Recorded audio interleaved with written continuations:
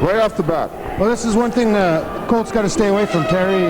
But I don't think here in this game they've got a whole heck of a lot to lose. They can come out with all the guns blazing. They've got to win this one. And I think the pressure really, even though they're down 2-1, is on Williams Lake. You know, Williams Lake has really got to figure if they lose this one, their chances aren't too good in that second game. So Fancy and Ward go to the box. And we understand 3 games up north, no penalties. Or no fighting penalties, sorry. Oh, there's a bit of a mix-up here. The Colts got an extra penalty. So Fancy must have got an extra 2 there, Rocky. Murdoch and Damon, we don't want to see that right off the bat. The Colts don't need to give up a power play goal right off the bat. Hunter, Bryant and Andy Miller, LaRue and Godber. The puck is kicked to LaRue on the other side to Godber. Damon will chase him. Bodied by Derek Jones. Hunter to the line and over against Parsons, who falls down. Hunter deep, looking for somebody to pass to. Godber, a weak pass across on the other side, and the puck goes out over the line. Here comes Bryant. Jamie Hunter will beat Derek Jones. Hunter in on Dietrich. A good save by Dietrich. The puck is loose, and Parsons a weak shot around. Godber wires one. It's blocked by Murdoch, who shoots the puck down. And the Colts get a quick change. 1:25 left on the penalty. Chris LaRue behind his own net. A headman pass to Godber. To the Colts line and over against Parsons. Right in the slot, and Murdoch went right by him. Lukowicz chases the puck in the corner. Williams Lake comes up with it, and Kelly whacks it down the ice. Williams Lake is a little tentative on the power play, Rocky. There's a weak pass by Velikovsky, and Brent Holm dumps it in. Back is Jamie Hunter, and he can skate. Bryant shoots it in. Dietrich will play it around behind the net. It comes off the boards. Eklund backhands it. It doesn't get out. Pass by Ambrose to Murray. His shot hit Kelly. Murray recovers. At the side, he'll shoot it high. And then at the post rock, you think. Ambrose deep against Eklund. Bodied by Holmes. In the corner is Fortin. Deep. Bryant centers it. And Dustin Kelly backhands it down the ice. Back in his own zone is Rob Clark. Eklund bothers him, and Adam Murray will come to center.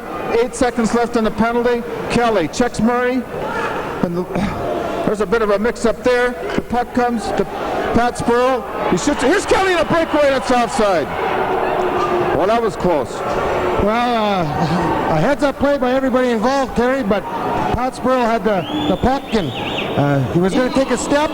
Dustin Kelly yelled at him, and he looked up, saw him all alone, and that's too good of a chance to pass up.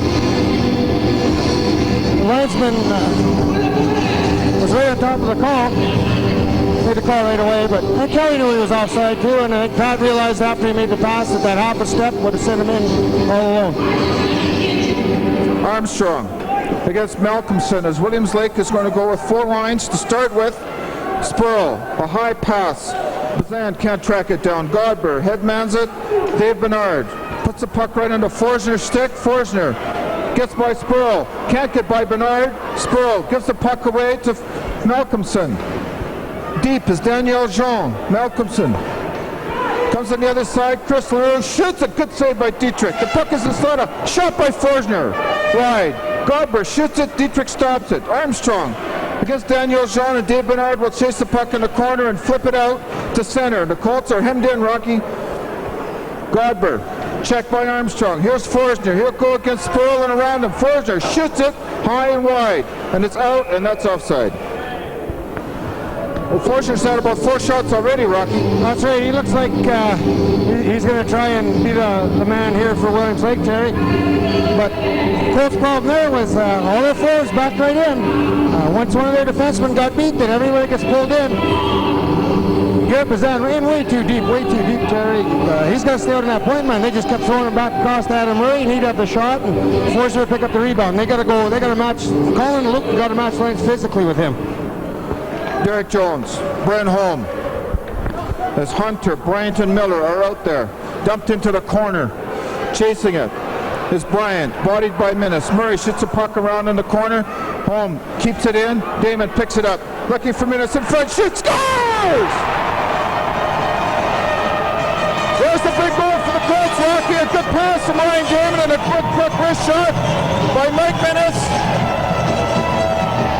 4:36 gone in the first period. Cranbrook 1, Williams Lake Mustangs nothing. Now let's have another look at that. And Rocky, there's the case where two guys make a pass. Minnis yelled at Damon. Damon just flipped the puck over in a quick release, and the puck's in the net. Brent Holm did a good job keeping the puck in. A good pass all the way across. Mike buries it. I think that started out with that body check along the boards by Mike. 1-0 for the Colts. Deep is Derek Jones. Off the boards and out. Damon overskates it, is backhanded in by foot. And it hits Fitzsimmons. And the puck will go down on an intentional left side.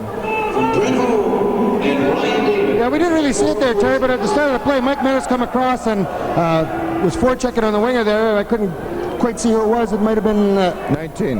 Number 19, Jared Bryan. Knocked his helmet off. Then Jared was out of the play. He's got to go get the helmet. The winger on that other side, Andy Miller, let the puck go to Brent Hall. Good heads-up play, but that's what they're looking for from that line. You know, a quick start from them guys. Minutes from Damon and Hall. Murdoch shoots it at the net, chasing it, and picking it up was Clark. It comes out to the line. Jones dumps it back in, and Clark gets it again. Minnis scares him off the puck. Damon picks it up. He's bodied by Fitzsimmons, and the puck goes deep. Velikowski chases it. Adam Murray behind his own net.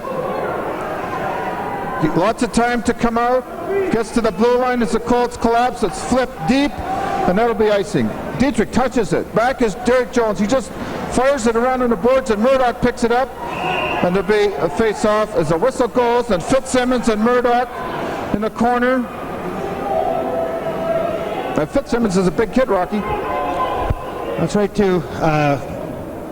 They're all big kids out there, Terry.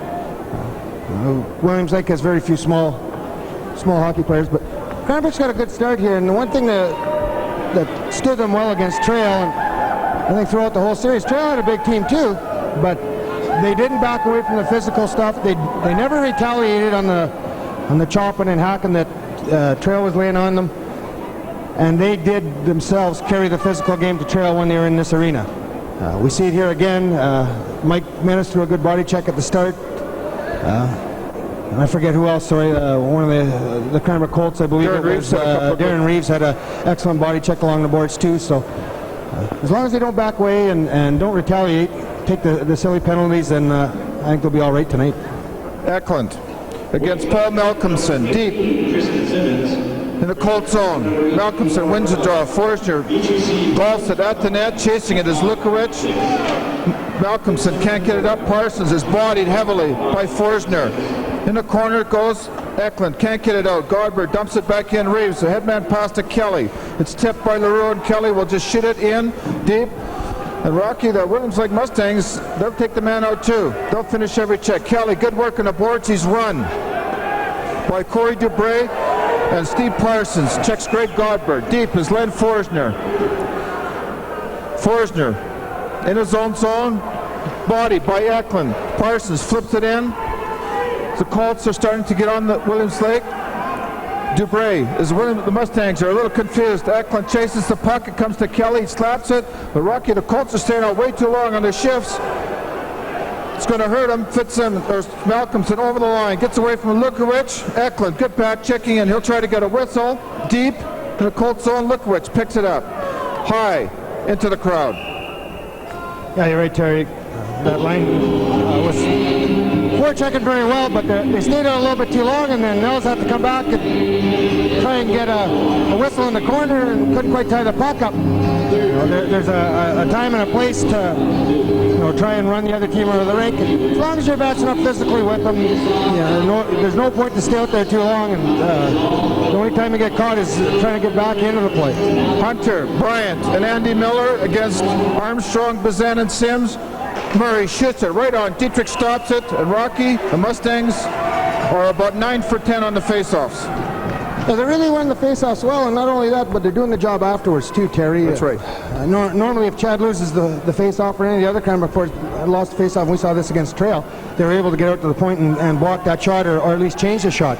They can't even get out of the faceoff circle when they lose that. Well, they got to fight through that. Hunter against Armstrong again, and Hunter is tossed. In is Andy Miller against Armstrong. Armstrong is beat by Miller again, and Adam Murray will shoot. The puck is blocked. Here's Bazan. One-on-one against Ambrose. Bazan fakes him, and Ambrose has the puck hit his skates on a good defensive play. The puck goes to Hunter right in front. A shot by Sims, and a good save by Velikovsky. Sims blasted at the net by Bernard. Armstrong centers it, comes back to the point. Fancy, a wrister, shoots right on. And a good save by Velikovsky. Armstrong comes in, bodies Ambrose. And Williams Lake is the same, cut of the same mold as the Colts, Rocky. They'll stand up for themselves and glare you down. They'll stay away from the chippy stuff. Well, good shot there too by Jeff Fancy. Sean Velikovsky made an excellent save, but I thought the Colts were a little unlucky there, Terry. Jason Sims took a shot at the net. Sean Velikovsky was looking off to his left. He didn't know where the puck was, and it hit defenseman Ski in front of the net and went up in behind the net. And but if that one gets through, it's in. Clark against Damon. They win another draw. This dueling is out on the left wing with Damon and Minnis. To center, Godber dumps it off the skates of Fortin. Dietrich will ring the boards. Damon chips it.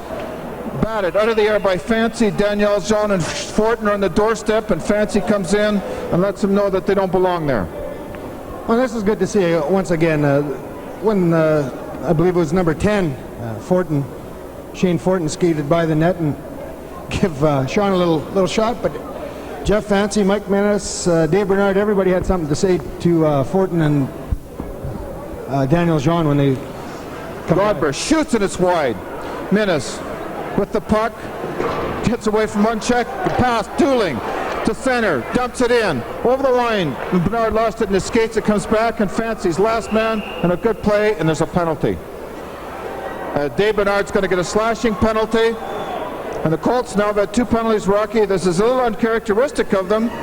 They've got to keep their cool a little better than that. Well, this is what we said earlier, Terry. They have to make sure that they don't retaliate. One thing sure with referee Benninger, he watches the play and tries to keep control of the game. And in his mind, the only way he can lose control of it is if he allows the retaliation, and that's what you're going to get called for. Murdoch and Damon again will try to kill a penalty. Ward, Forsner, Daniel Jean. On the point is Clark. Jean dumps it in, is ridden out well by Derek Jones. Brenholm back, bodied by Forsner. Williams Lake plays the body well. Murdoch, Mitch Ward looking for Clark, finds him. Damon checks him. Right in front and deflected wide. And Dietrich bats it in the air. Forsner, his body. Forsner, big strong on the boards. Behind the net it comes. Daniel Jean. Williams Lake controlling behind the net. Ward looking, finds Ward. Or Clark shoots it high over the net. Picked up by Daniel Jean. Deep in the corner. Holm chases him. Back it comes again, and Clark will get another shot. In it comes, right to Godber, to Dietrich. And Dietrich stops him. Standing up well was Dietrich, and Ryan Damon and Daniel Jean have a little bit of a grapple. Well, one thing here we have to have here, Terry, and we said it before, Derek Jones has got to take a more physical approach to this. He can't allow Len Forsner, a big, strong kid, who blocks out a lot of light out there, to stand in front of the net unimpeded and just expect to hold a stick. That's not going to help the Colts out here. He's got to physically take them, and Derek's a big, strong kid, and I realize, too, that Forsner is, but he's got to take him and move him right outside or make sure that he has no chance to screen Sean on those shots from the point. Williams Lake really moves the puck well too, Terry, on the play, and they cause Cranbrook's box to shrink down when they move it down low, and then they throw it out high and wait for the deflection. So Daniel Jean gets a penalty, and that neutralizes the Williams Lake power play to some extent. Deep into the Colt zone is Brad Lukowicz. He's bodied, throws the puck away. Fancy chases it. It's in front. Lukowicz tips it to the corner, chased by Forsner. And Forsner's been out there for about 90% of the time. Rocky Dietrich, good pass ahead to Eklund. Eklund and Dustin Kelly. Kelly will go deep against Ambrose. Behind the net it goes. Eklund can't get it. He's bodied by Murray. And away is Mitch Ward. Ward can't get by Fancy. And it comes to Lukowicz. A good pass. Here comes Fancy against Adam Murray. To the line, leaves it for Eklund. And Eklund wasn't ready. And he's checked off the puck, and there's a 2-on-1. Ward and Forsner. This is deadly. Ward to the line. Lukowicz made a great play by staying in the middle and took the shot and the pass away. Back to the point. Here come the Colts. Armstrong. 2-on-2 with Kelly. Armstrong will shoot it against Murray, and Murray blocks it. Armstrong leaves it. Mitch Ward. A backhand pass. Away goes Jared Bryan against Lukowicz. 1-on-1, Bryan. And Parsons scared him, but didn't really touch him. Lukowicz flips it to center. Sims can't track it down. Back is Parsons. Parsons had a chance to hit him there, Rocky, and could have leveled him. Parsons, the puck hits the stick on the ice. He plays with it, goes right in front of his own net, and a backhand flipper to nobody. Picked up by LaRue. Parsons will have it again. It hits Benninger. Jared Bryan gets away from Parsons. Bazan overskates the puck, and Lukowicz shoots it down the ice, and that's the best answer to that kind of play. Well, Steve Parsons got the puck caught up in the stick, Terry, and then after that he didn't know what to do with it. The forwards had gone away in the rush, and that's part of the problem we've tried to explain, I guess at least from our part, with that other player up the blue line. When he tried to throw it up the right wing, there was nobody there because that forward's standing way up at the blue line. That serves no purpose. It's a two-line pass. So I think, at least in that case, Steve maybe should have given the puck up to Brad Lukowicz and let Brad try and carry it out. Armstrong wins the draw against Hunter. Bernard is back. No pressure. Bernard comes out to Bazan. Bazan and Sims. Bazan to the line. Mishandles it. He shoots it around on the boards. Armstrong tracks it down. Back to the point. It comes Brent home. Shoots it to the corner. Goes over Godber's stick. Armstrong. Bazan shoots it. Right in front, Sims. And two bad angle shots by the Colts, but they both cause difficulty. Brent home stumbles the bed and picks it up. Dave Bernard. Good pass to Sims. Sims loses it. Gets it back. Sims to Armstrong. Over the line it comes. Sims will chase Godber. Godber is knocked down, and Armstrong to Sims. Sims again shoots right on at Velikovsky. Has the puck hit him in the midsection. Well, they stumbled their way into a couple pretty good scoring chances, Rocky. I think what we've seen so far in this first period, in the first 10 minutes of the first period, Terry, so far has been as long as the Colts have that good forechecking and the rotation going, they're giving Williams Lake fits in their own zone. But the same is equally true for Williams Lake. When they have those big guys out there banging, putting pressure on the Cranbrook defensemen to move the puck quickly, then they're getting the turnovers. Ward against Damon. 9:03 left in the first period. 1-0 for the Colts over the Williams Lake Mustangs. Damon, the puck is in the skates, knocked down, Fancy. In the middle of the rink, shoots, and it's deflected high and wide.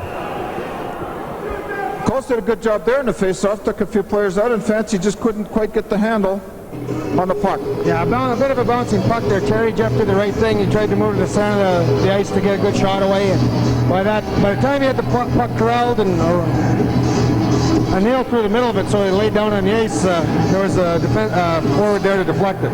Bouncing puck to Lukowicz at center, high off, right into the bench. Off the goaltender, Terry. Well, good save. He's now the Velikovsky and a backup goaltender who is an affiliated player, Jason Wiggins. Does that count as a save? That's a save. He caught it too. Ladies and gentlemen, don't forget to good glove hand. 50 tickets. Well, Rocky, let's have your estimation on the crowd tonight. Well, we talked about this the last game, Terry. I'm going to go with your choice, full. No, you can't do that. You got to pick a number. 1648. Okay, that's better. So I'll go 1651. And the closest without being over wins. All we need is Bob Barker. Lukowicz gets away from Joby to center to 3-on-3. Lukowicz over the line, throws it blindly. It goes back behind the net, and away comes Forsner. He overskates it.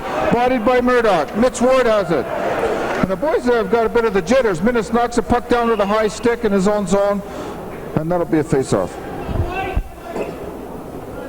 Yeah, you don't like to see that though, Terry. A bit of a mental lapse, I guess. Mike being back on defense in some places not used to, but they were just throwing the puck in from in between the red and the blue line. Mike could have turned and gone, picked it up. Now they've got that face-off, and the way things have been going for Cranbrook on the face-offs, they don't have too many of them in their own zone. That's right. First time we've seen this line tonight with Adam Brash at center and Tyler Dooling on the left wing, Garrett Bazan on the right, Terry. Brash wins a draw. Deep into the corner. It goes. Clark centers it. Back to the point. LaRue wires one wide. Clark will go and pick it up. Brash chases him and bodies him. Around on the other side it goes. Fortin. Bazan just chops it blindly and then leaves the spot. And Brash, a good play to get the puck out. Dumped in by Fitzsimmons. Back is Brent Holm. Behind his own net, a pass to Bazan. Bazan puts a puck right in the middle of the rink, right onto Joby's stick, and here comes Fitzsimmons. A shot, and it's high over the glass, and Garrett Bazan has got to be happy for that one. Well, he telegraphed it, and I guess the only guy in the rink that didn't think that Joby could get it was Garrett, because Joby just stood up, picked that puck up right at the blue line, made a good play with it, but then an equally good play by Derek Jones to come back and sort of bail Garrett out. He took the shooter there at the time, I believe it was number 10, Shane Fortin, forced him wide and deflected the puck up over the boards. Jamie Hunter against Nels Eklund. Hunter wins it. It sits there, dumped in by Murray. Chasing it is Bryant. Parsons, good play to get the puck out to the line. Ambrose dumps it back in. Chasing it is Dave Bernard. Bernard right in front of his own net. Gets away with it. Dustin Kelly. 3-on-2 for the Colts, and they miss out on the puck. Eklund dumps it in. They get it in deep, and chasing it is Kelly. And Rocky, he's a bit snake bit for a guy who's got good puck skills. He doesn't want the puck. Eklund. Bernard at the point. A good play the other side to Parsons. A slap shot high, and that killed 3 Ducks going south for the, or coming north for the winter, for the summer. We'll get it right. Eklund puts a puck.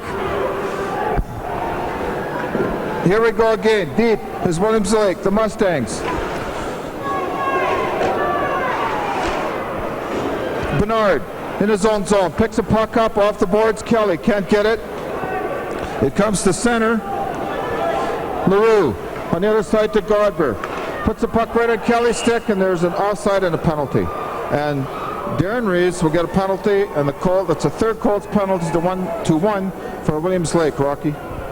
Well, you know, the one thing here, and I really have a hard time understanding this, Terry, we don't like to get on the referees too much, but Dwayne Benninger comes back. I don't think he's done a game since the start. Yeah, I agree. My feeling's exactly. You know, and he's not familiar, obviously, with the team, and he doesn't want to appear too much as a homer, I guess. And he's given them 3 penalties. All 3 of them to me have been questionable. That's the way he's calling them. The hooking in there, Darren was forechecking, and the guy just spun around on the stick and went down, and he called it right away. So. Yeah, I agree. I don't know why they bring a guy in who hasn't done the league all year.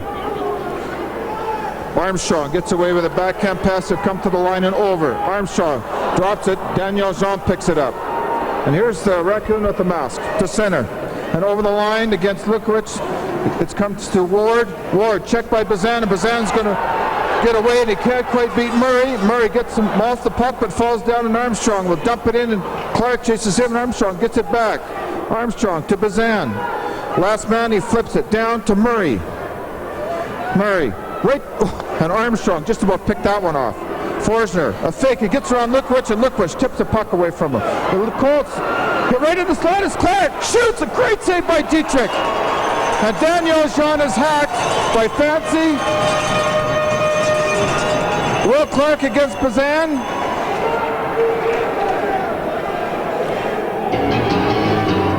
And boy, the Colts are lucky again, Rocky. Well, I think that Williams Lake, although they moved the puck well in their first 2 power plays, they're a little shaky out there too. I see Jeff Fancy way up there trying to ignite the offense because the Colts haven't had much. They had a chance there to break out 3-on-1, and nobody wanted to pick the puck up. Sean Dietrich made a great save, but the one thing the Williams Lake, it looks like they're trying to do, Terry, is to get Sean Dietrich off his game. Every time he stops the puck, they're coming by and giving him a little bump and a little bump and a little bump. Now, the Cranbrook player, I believe Brad Linkwich got a penalty there, but also Daniel Jean. Daniel Jean drew one. Doesn't change the fact, but the one thing that I think that referee Bench is going to have to do is he's going to have to give Williams Lake a penalty, especially after the whistle. 3 or 4 times now that Sean's got an extra bump with no purpose served to it. Ward, Fortin, and Forsner against Damon and Minnis. The Colts have a 1:11 left, and the penalty, Jones, Minnis, off the boards and down the ice. 1:05 left in the penalty for the Colts. 5:42 left in the first period. 1-0 for the Colts. Godber, LaRue against Derek Jones, over the line, looking, finds Forsner, it's high, home chases him. Damon whaps it, it gets to the line, Godber, in to LaRue. The Colts set up, back to Godber to LaRue, it goes deep over his stick, Brent Holm chases him, bodies him, behind the net, Holmes chases the puck, Holm hammers it, Damon dumps it down the ice, back is Godber. Minnis chases Godber. Minnis against Godber against the boards. A good play there. He still has the puck. Looking, finds Brash in front. Brash shoots, and a good toe save by Velikowski. Adam Murray comes to center, loses it, gets it back. Pass over the line. A hard shot by Hunter's way wide. And it goes out over the line as Andy Miller couldn't hold it in. Murray shoots it to Brash. He stops it. It goes by Hunter. Fortin flips it into the Colts zone. The Colts have killed a penalty. Bernard loses the puck. Boy, the puck is a hot potato, Rocky. Bernard through the skates of Minnis and Ambrose down, and Brash will chase Ambrose. Velikowski just puts the puck on Brash's stick, and back is Steve Parsons. Everybody wants to be Ray Bort, but nobody knows how to handle the puck properly. Dueling, stops, looking, finds Brash, and Brash had quit skating. Deep is Bryant. He throws the puck behind the net to Murray. Murray back to Ambrose, to Bryant. Bryant to center. Good pass to Hunter. He'll go against Lukewich. It's a 2-on-2. Looking for Andy Miller. Dietrich tips it to Brash, and Brash flips it to center where Ambrose picks it up, and the Colts change. Ambrose shoots it, and that should be icing, and it is with 3:51 left in the first period. 1-0 for the Colts over the Williams Lake Mustangs. I think we're seeing a lot of nerves out there, Terry, from both sides tonight. Adam Brash, a really good play by Mike Minnis, penalty killing, threw the puck out to Adam Brash. And if he had a one-time that when he got it, he had a way better chance, but his hands sort of turned to stone there, and nerves got him, and he ended up, he got a good shot, a fairly good shot away. Velikowski made a good save, but if he had a one-time, a lot tougher save for Velikowski. They look like the white team on an East-West night, Rocky. Not quite as good so far. Eklund. Fortin goes in as Malcolmson is tossed. Reeves and Dustin Kelly back to the point. Lukewich shoots it wide, chasing it. Eklund and Kelly, it's battered around on the other side. Malcolmson picks it up. He's a big, tall kid. And he flips it down, chasing it is Pat Spurl. Behind his own net, stops and just throws it. Eklund picks it up, passed and through Kelly. It goes back deep, and Spurl picks it up again. Behind his own net. A high pass. Kelly is bodied. Spurl again. And Lukewich just rings the boards. It'll come to Reeves. He lets it go. Eklund tips it. Here come the Colts. Reeves from Lukewich to center, to the line. Reeves cuts to the middle, looking. Back to Spurl. Pass to Kelly. And that was a good play, except Kelly was tied up. And Spurl didn't really have a shot. If Kelly could have tipped it, Velikowski was beat. And now we get some more stuff after the whistle. 3:07 left in the first period. But it's good to see Darren Reeves get physically involved. That's right, too. Terry, though, I think the key on that play was they come in over the line 3 abreast, and it's like you watch the guys when they're practicing, when they really don't want to do anything, and when they're being lazy, they just come in 3 abreast and nobody breaks for the net. The key there was, I believe, for Dustin Kelly. If Dustin had broke to the net, then there's somebody to give the puck to, or at least to create some open ice. They were all skating 1, 2, 3 abreast, and fairly easy for Williams Lake to defend against that. Now this stuff after the whistle, no call for this. I think Pat Spurl for sure has got a penalty. I saw referee Benninger waving him towards the box.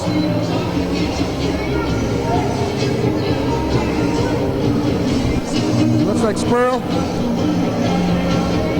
Godber goes. I think Godber and Spurl, they both had a little bit of a shoving match there. The They're leaving them out to too much. Cranbrook looks like they've got an extra 2 here because I believe it's Nils Eklund had just stepped in the box. Penalties is number 10, Shane Forden. Okay, 4 for 2. Cranbrook penalties number 16, Nils Eklund, and number 3, Pat Spurley. Yep. All received 2 minutes for delay of game. Delay a game. The penalties at 16:53. Williams Lake number 10, Shane So Fortin and Godber go for the Mustangs. Number 16, Nils Eklund, and number Eklund and Spurl go for the Colts. all 2 minutes each for delay of game at 16:53. Fancy. Armstrong had won the draw. Fancy flips it. It goes by. Ambrose. Kelly chases him, bodies him off the puck. In is raised. Kelly puts the puck to Forsner. Forsner hammers it off, and a breakaway for Daniel Jean. Out comes Sean Dietrich, and a good play by Dietrich. Fancy takes one person, gets away. Kelly can't find a handle, and he's had a tough night so far, Rocky. Brenholm lets the puck go through his skates. Dietrich will shoot it, and it gets to the line and out. Here comes Kelly again, and he can't get anywhere. Adam Murray. Holm knocks it down. Ambrose, chased by Armstrong. Daniel Jean, bodied by Brenholm. Chasing it is Mitch Ward against Fancy. Forsner goes to the net, and Reeves ties him up. Makes a good play. The puck sits there. Somebody will come eventually and pick it up, and it's Brenholm. And he loses the puck. Godber, or LaRue is in. It's tipped to the corner. Armstrong rattles it. It doesn't get anywhere. He gets it again.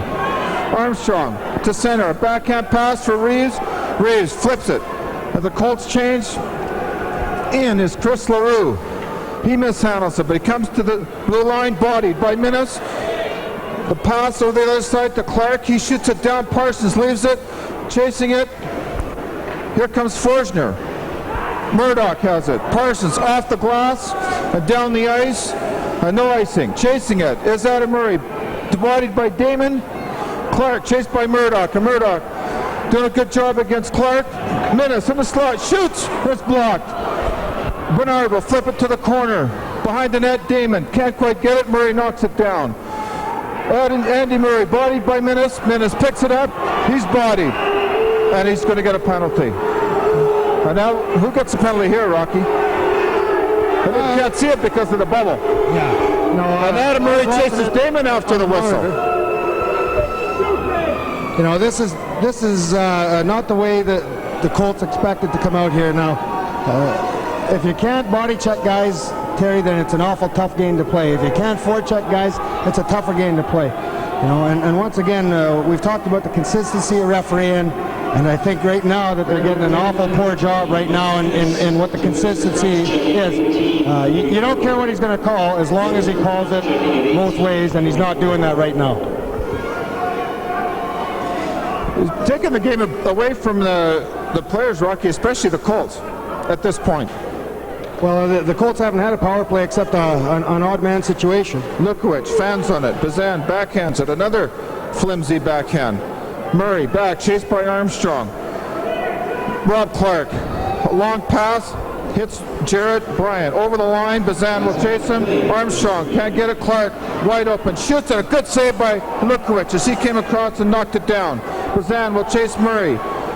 Bazan gets it and shoots it down the ice. That's a big play there. 45 seconds left in the period. 1:28 left and the penalty. Back is Rob Clark. Behind his own net, a long pass, and that should be offside erasing. Lukowicz lets it go, chasing it, and onside, but a good play by Fancy. As onside was Jamie Hunter, and Lukowicz, you can't let the guy go forever, but they get away with it. Clark again, right up the middle of the rink. This is C. Parks. Daniel Jean with it, checked by Sims. Holm chases Clark in the corner. Daniel Jean. Holm is doing a good job. Sims comes up with it, shoots it off the boards. Forsner picks it up. And a good save by Dietrich. Dietrich will get it and shoot it. And Sims and Daniel Jean at center. And there's the meeting of the minds. Here are the saves in the first period. Look like that. From behind, Jimmy Hunter gets Brent home. And the Williams Lake Nets 9. And by Sean Dietrich, and the Cranbrook Nets also 9. Shots on goal, 9 apiece. Rocky, pretty indicative of the play. Dietrich has had a couple of good saves. I think Valakowski's had the greater or the tougher of the saves. Yeah, Terry, I think Cranbrook carried it to him at the start. They come out with a little hop, and then they had sort of got back on their heels after a few penalties, and now they're in a hockey game. Their flow has been somewhat, and obviously somewhat, disrupted by the number of penalties they've had to kill, but they've done a good job. They've kept Williams Lake moving the puck around the outside. They have had one or two shots, and Sean's been equal to the task tonight. Well, Rocky, with 44 seconds left in the penalty to Mike Minnis, the Colts lead 1-0. As we're going to go and get a word from our sponsor, Boston Pizza, who is bringing us tonight's hockey game along with Shaw Cable. So here we go, Marlon and Boston Pizza.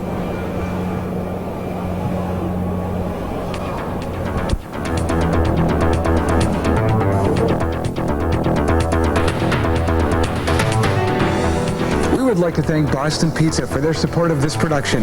Boston Pizza has been in business in Cranbrook since November of 1991. They have 30 full and part-time employees to serve you better. Every Tuesday night is pasta night at Boston Pizza, and their staff invites you to come on in, sit down, and enjoy. Boston Pizza, 1201 Cranbrook Street North.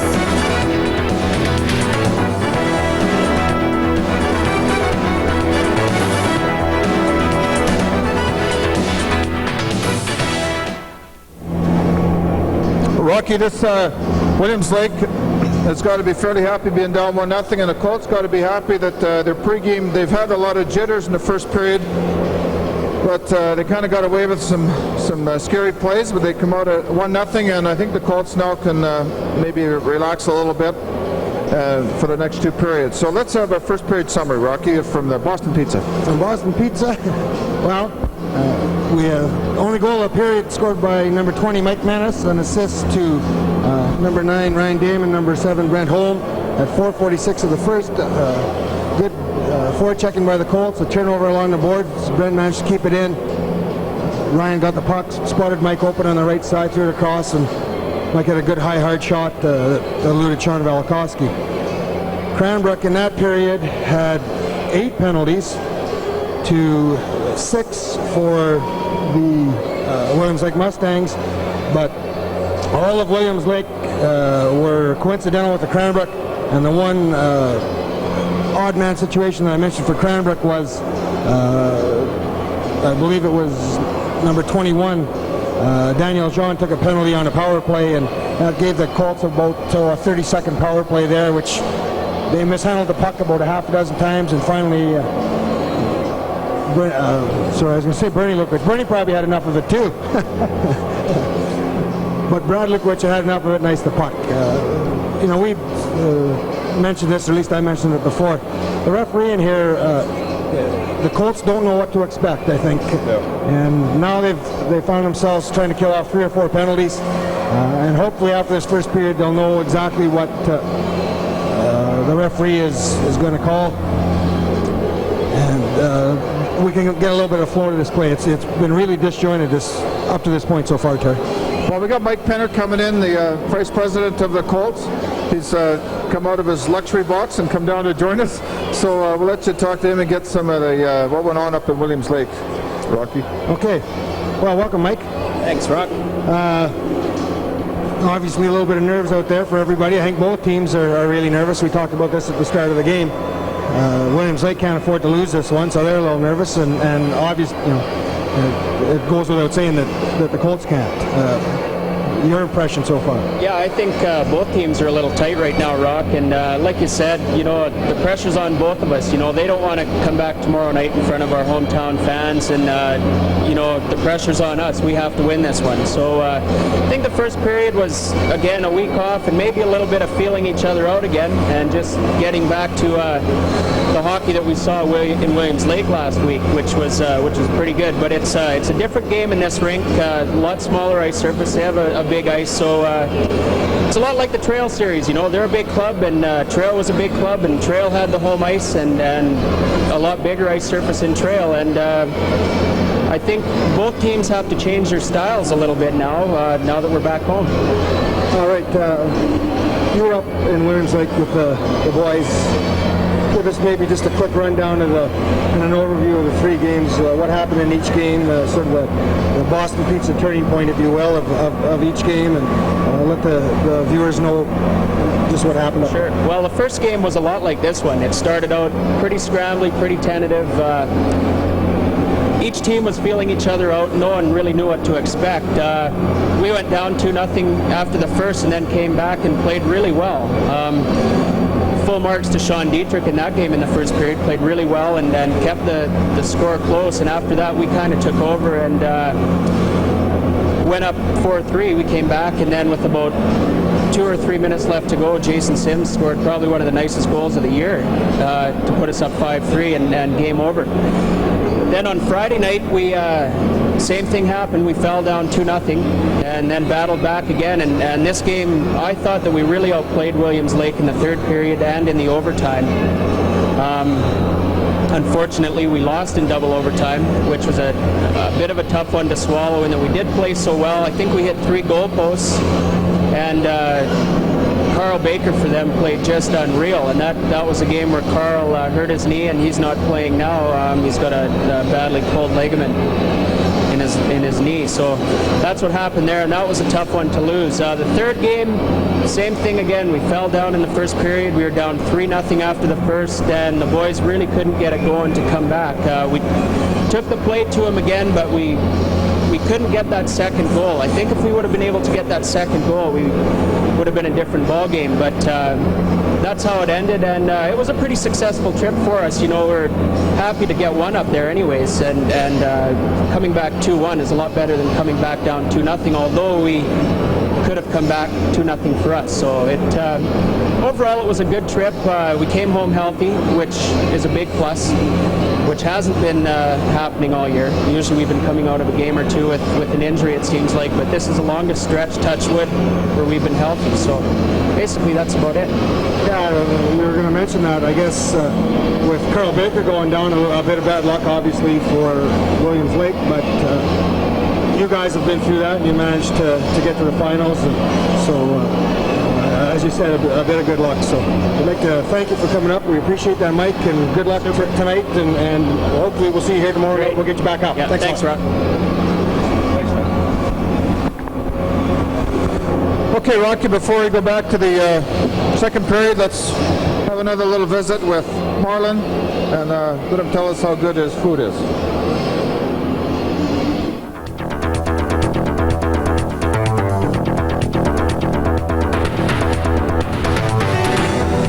I'd like to thank Boston Pizza for their support of this production. Boston Pizza has been in business in Cranbrook since November of 1991.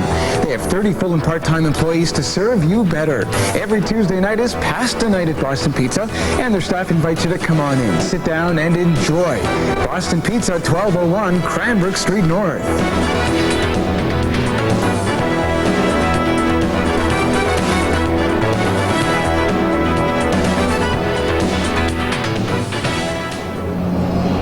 Rocky, I've been impressed with the physical play of Brent Holm deep in his own zone tonight. He's probably the least physical, or the least, the player who should be the least physical on the team. How did that sound? Great so far. I'm glad you said Anyway, it. He's not the strongest defense that the Colts have, but he's been very physical in his own zone and doing a good job killing penalties tonight. Yeah, he's done a really good job. I think Cranbrook, for as nervous as they look, have done a pretty good job. Williams Lake, a little funny to me. They've probably got nothing to lose to come out all guns blazing. The only guy that seems to have been a force out there is their captain, Lynn Forshner. We heard lots about Jamie Hunter and Greg Godber, another All-Star, and Daniel Jean, another All-Star. Although they've played well, they're only down 1-0. They haven't been the presences that we thought they would be. What I've been impressed with, I think, is the play of Sean Dietrich. Yeah, he made great. He's made 2 or 3 great saves. Boy, Sean's got to know that as he goes, so go the Colts, and he's come out, and that's a lot of pressure to put on one kid, especially here at home. And he made a great save on a breakaway, another excellent save on 2 excellent saves during the power play. So, they've got to be able to go into the dressing room and everybody go up and tap Sean on the head and say, we left you alone there, but we'll go get him for you this period. And this is a big one for the Colts here. We mentioned this before. I think the second period, the Colts have won 1, but if they can win this second period and go into the third with a lead, then things look really good for them. But they've got to come out, play physical, take the body, forecheck well. That was the formula that got them by Trail. And this, I see very little difference between Williams Lake and Trail, Terry. Yeah. When they have forechecked, Rocky, even one guy forechecking, if he puts his mind to it and gets in there fast, they've caused turnovers by Williams Lake. It looks the defensemen look like they want to take their time with the puck and make those pretty plays. But the Colts get in right on top of them, they'll turn it over pretty fast. I think Dietrich made a great save on Clark when Clark walked right up the middle of the rink and walked right in from center almost, and Dietrich stoned him. Well, that was, the 3 Cranbrook Colts overskated the puck and left it lying there for Clark, and he walked right in the middle of the rink and just had Sean at his mercy, but Sean showed his experience. He just held his ground, and Clark finally ran out of the room. He tried, he might have been trying to go upstairs, but the puck ended up in Sean's pads. Rocky, let's go over the point leaders in the playoffs for both teams before things change too much. Williams Lake, 3 of the top 4 scorers on Williams Lake are the centermen, Hunter, Clark, and Ward. As Clark has got 15 points, Hunter's got 14, and Ward's got 11. Well, I guess Ward's 5th. Well, don't forget Shane Fortin has got 15 too. I was going to say that. Will you give me time here? So Fortin is 15. No, he's the leader. Big finger over his name. Well, anyway, that's the top 5. There's Andy Miller's in there. Forsner's 6th, but he's the leading goal scorer with 10 goals. And I don't think Coach Harvey Smith is looking to see Len pass the puck off too often. I don't think so, and he hasn't either, and he won't. And he's certainly not disappointed. Nothing wrong with it. No. Now I guess we got the Colts. For the Colts, keep your fingers off the paper so you get all the guys in there. Well, put the shout there. Damon has 27 points. Reeves has 21 points with 14 goals as he leads. Eklund has 18 points and he's got 14 assists. Damon has 20 assists for the assist leader for the Colts. Murdoch has 15 points and Mike Minnis has 14, now 15 with his 9th goal. So we mentioned Bazan, Armstrong, and Sims. Now Armstrong was first in scoring with about 1.5 points a game. Bazan was 3rd and Sims was 5th during the year, so they've a little bit more offense is expected out of them, along with Brad Lukowicz. And Lukowicz had a great series against Kimberly and a couple of good games against Trail offensively, but since about the second game against Trail offensively, he hasn't put the points on the board, although defensively played fairly well. Well, I think too with all the kids involved there that are having trouble scoring, you don't want to sit back and let everybody else do it, but that's right. That line of Ryan Damon and Lauren Murdoch and Mike Minnis has taken such a big role in the team. It's almost like they figure they don't have to score, and I'm sure that Colin and Bernie have asked for more offense from those 3 guys. Jason had a couple good shots there already tonight, and Garrett had a bit of a breakaway there. The defenseman played him well, and boy, I'll tell you, Chad had two chances there where he almost intercepted a pass that he was in alone. So I think they're looking a little bit more offense tonight, and not as much defense. And we, hopefully, Colin, Luke, and have got them going, and we'll see a goal or 2 from those guys tonight. Well, the Colts can't look around for George to do anything because they don't have any Georges on their team. So we'll start the second period. The Colts up 1-0 over the Mustangs. Game 4 of a 5-game series, or best of 5 series. It may be 5 if the Colts win tonight. 44 seconds left on the penalty to Mike Minnis. And we've been mentioning Benninger a little bit. He hasn't refereed too many games in this league this year, and they bring him in. He's an experienced referee. He has refereed in this league. He did last year, and he's kind of been brought up around here refereeing, Rocky. He does know a lot of the players, but it is a little unfortunate that I think maybe John McCauley and Darryl Penner, 2 referees, have done a good job in the playoffs. And even Glenn Brown aren't doing, who are familiar with the league, aren't doing the game. But we'll let that one rest for now. Face-off. Mitch Ward wins the draw against Damon. Clark, as he plays the point on the power play, comes to the line against Fancy. A pass, it hits Murdoch. Deep it goes. In the corner, Williams Lake back to the point. Adam Murray shoots it. It's blocked by Murdoch. Damon can't track it down. In again is Ward. Daniel Jean back to Adam Murray. Murray shoots it. It hits Damon's stick. Ward shoots in the corner. Dietrich around the other side to Murdoch. On his backhand, he flips it out. There's 7 seconds left in the penalty. Back is Adam Murray for the Mustangs. The Colts are now even. To center, Forsner. Over the line, that should have been offside and is. Well, the Colts, we certainly do want to give one up there, Terry. Good penalty killing by Ryan Damon, Lauren Murdoch. Pardon me, sorry. I think one thing here and I guess the flow being disrupted, also calling and loop their lines. They've had to juggle their lines. I think that Damon, Murdoch, and Minnis have been out there maybe twice that whole first period. We saw a makeshift line with Tyler Dooling, Adam Brash, and Garrett Brazan. Especially this late in the season, you've got to be going with 3 set lines and getting them out there every third shift to make sure that everybody's got their legs and going, and this is really hard to expect everybody to go. And you can see it. I think we're seeing a little bit of mishandling of the puck, but I think it's because you're not getting the pass when you expect it and from who you expect it and where it should be coming from. So there were 14 penalties in the first period. And Rocky, you mentioned that the Colts had 8 and Williams Lake had 6. But it seemed to me that Williams Lake had 4 power plays and the Colts none.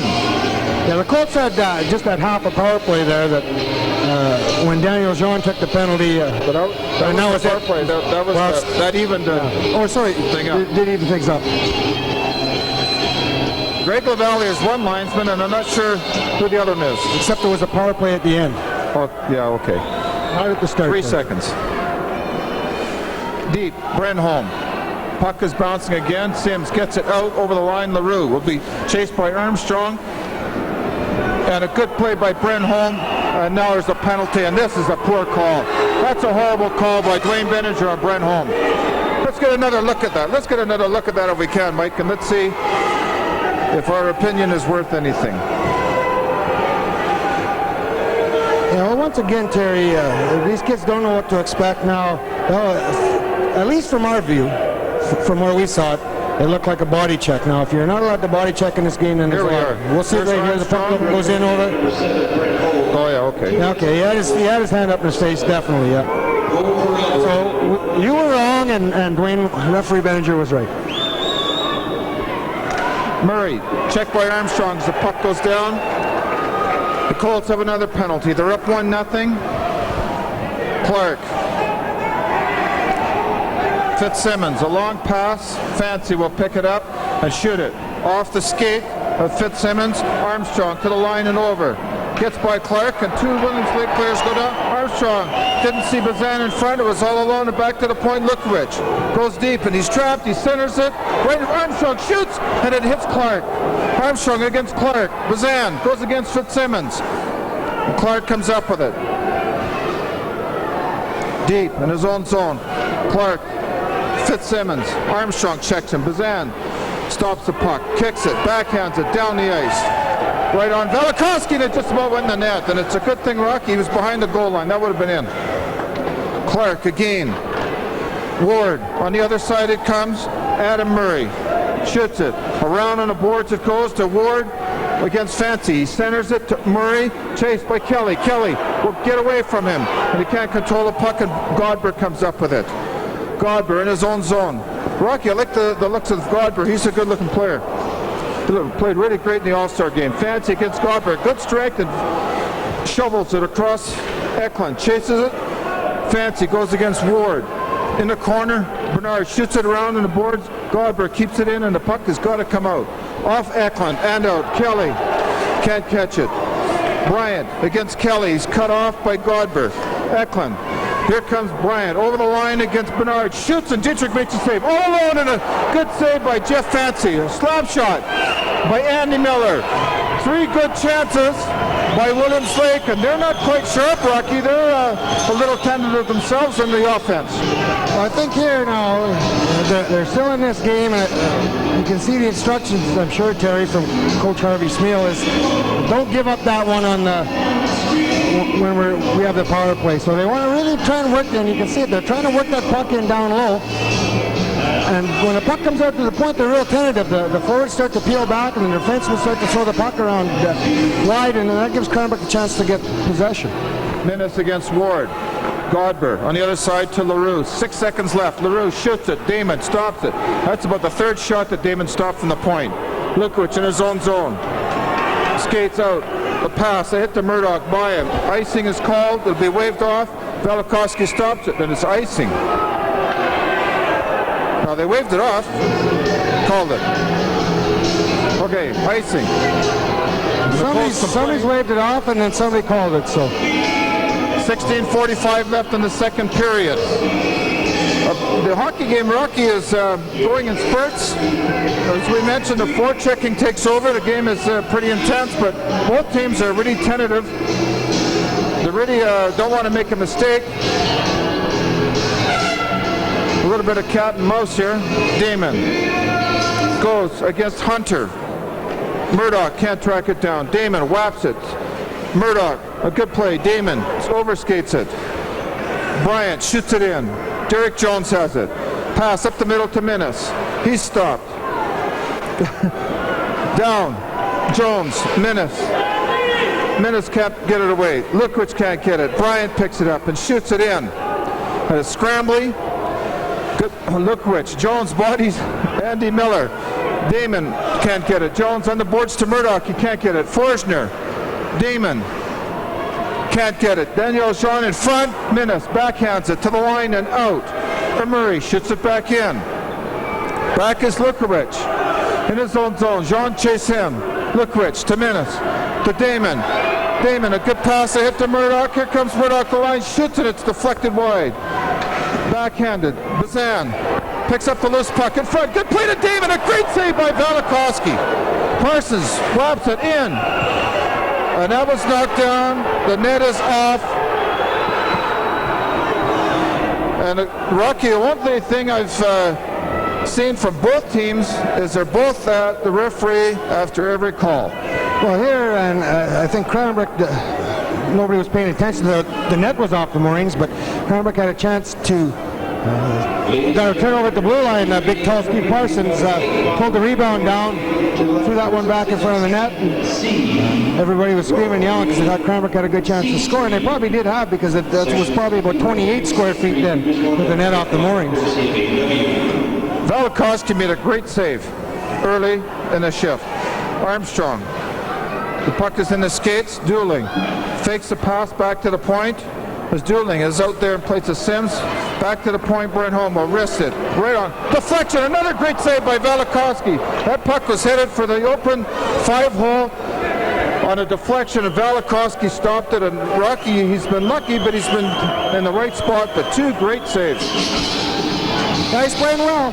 Terry, Colts are starting to get the forechecking going though, and they're getting those turnovers. I'm sure that with the wider ice surface up in Williams Lake, the Williams Lake defensemen are a little used to having a little bit more time to move that puck. Cranbrook forwards getting on them fast, creating those turnovers. They've had a couple good shots there from the point. And Brent Holm, he didn't fire that puck hard. He just more of a wrist shot at the net. Chad Armstrong knocked it down, and then I was pleased to see was Garrett Bazan drove to the net.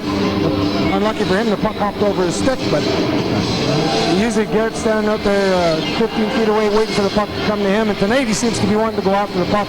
That'll be a good sign for the Colts if that continues. Well, Sean Valkowski's in a bit of a rough spot here.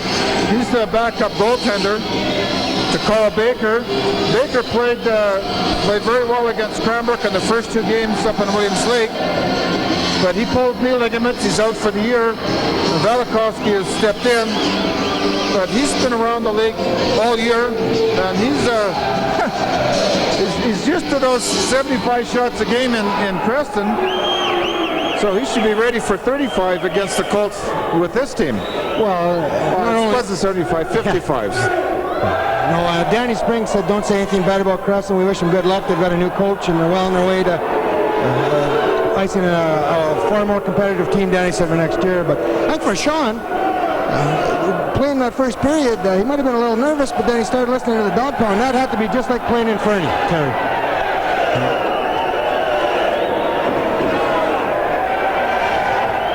Well, we got the wave going here.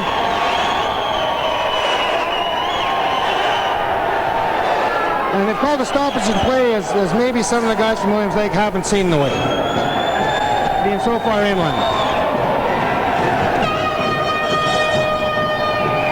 Well, they got the silver going tonight. Not quite as noisy as the last game against Trail, but there hasn't been a lot of that non-stop action to cheer about yet. Here we're ready. Mitch Ward against Armstrong, 2 number 8s. Armstrong, good battle to win the draw. Bazan shoots it right back in the skates of Ward. Armstrong to Bazan, a shot, a great save again by Valakowski.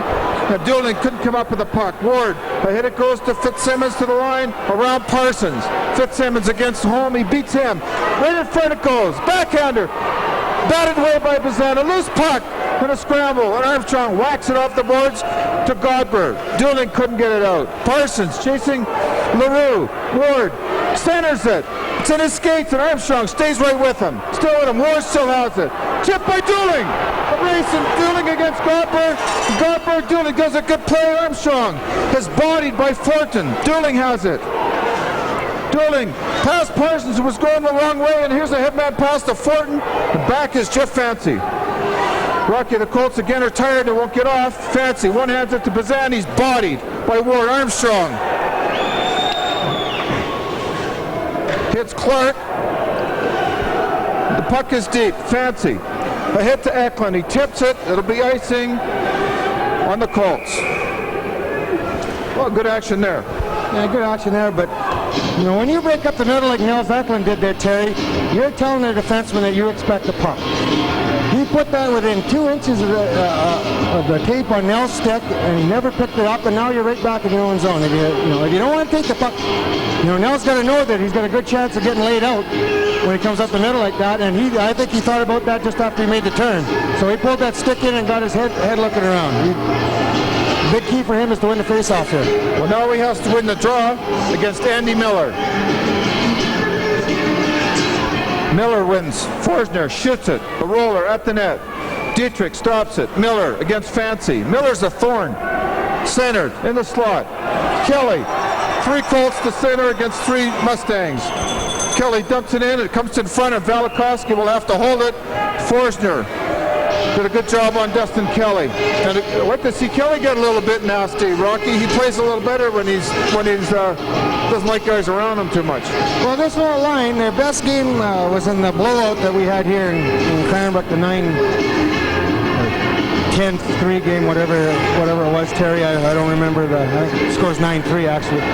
Their best game was that game, and they all come and played all physical, in-your-face hockey, and they got physically involved, and that was this whole line's best game.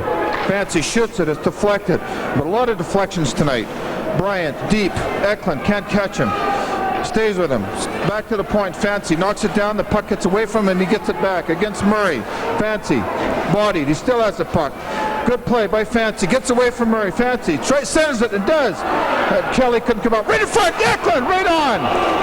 And Rocky, the only thing the Colts are doing is shooting the puck right at Velikovsky, right in the middle of the net, but they're coming awfully close. Well, once again, hopefully the rest of the Colts can feed off this, but boy, Jeff Fancy is not, if they lose this game, it's not going to be his fault. He's moved up from his defensive position 2 or 3 times tonight. That was his most effective rush, but he had the puck there and he threw it out in front, and I think the most surprised guy in the rink was Nels Eklund. The puck come right to the stick, he had nobody on him. Brash, Juling, and Minnis. Jones shoots it. Minnis misses it. Lukowicz, right in, centers it. Brash and Minnis can't get a hold of it. A shot to the corner. Minnis puts the puck right on Forsner's stick. Lukowicz bats it down. It comes to Forsner. At the line against Sims, to the line and over. Bodied off the puck by Jones. Brash shoots it around on the board. Sims bodies Godber. Godber can't get it. He gets it in deep. Lukowicz checked. Forsner against Jones. Brash comes in. He goes over it. Good strength by Forsner, and the net's up in the air.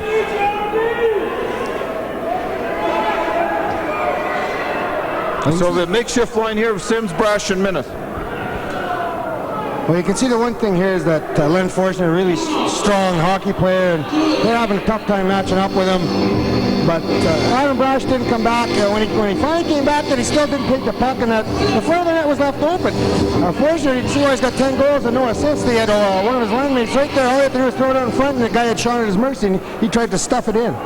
Brash beats Andy Miller. Brash just won 2 faceoffs, Rocky. That's more than the other Cranbrook centerman. Sims, a good pass ahead. Looking for Brash. He finds it. Brash to the line. He can't get the shot away. 3 Colts in deep. Sims back to the point. Lukowicz shoots it. Right hit the goal post. Lukowicz hit the post. Away comes Dubray at center. Deep, Dietrich around on the boards. Forsner picks it up. Forsner plays on about 3 of the 4 lines, I think, Rocky. Lukowicz throws it right at Forsner. Forsner shoots it off Dietrich into the crowd. Yeah, he doesn't spend a lot of time sitting on the bench here, and like Coach Harvey Smeal knows his all-stars and his veterans are going to be the guys that are going to carry them tonight, and we certainly expect to see Chris Godber and Len Forsner and Daniel Jean, some of the bigger players out there, Sean Vickers, Rob Clark. We expect to see lots of them, but he's back on the point now, Clark, eh? 12:25 left in the second period. Colts 1, Williams Lake nothing. Backhanded by Murdoch, down. Minnis will chase Clark. Clark gets it. Velikovsky shoots it. Murray off the boards to the line. Ward 2-on-2. Ward against Brent Holm over the line. Murdoch chases him. 2 Colts chase him off the puck. Holm comes up with it and goes against the boards, and they'll get a whistle here. And again, Rocky, we're not too sure. The Colts won't have too many whistles deep. Adam Brash has been the only centerman to have any success on the draws, and he doesn't play much. No, I think, though, that they're starting to, at least Ryan has started to make the adjustment, and we saw the shift before that Chad had, too. Instead of trying to go for the puck, I think the Williams Lake guys have a little bit of quickness. Now they're trying to tie the stick up. They're not winning them. Nobody's winning them as cleanly right now. Well, Clark plays defense here with Adam Murray, and he's done that a couple of times. Parsons ties up the Mustang in front. Murdoch comes away, looking for Minnis, finds him. A good pass and check by Clark. Murdoch bodies Clark heavily. Parsons on the other side to Brent Holm. Holm to center, chips it to the line and over. Clark has it, flips it, right on Damon's stick. Damon shoots it. Minnis chases it, shoots, scores!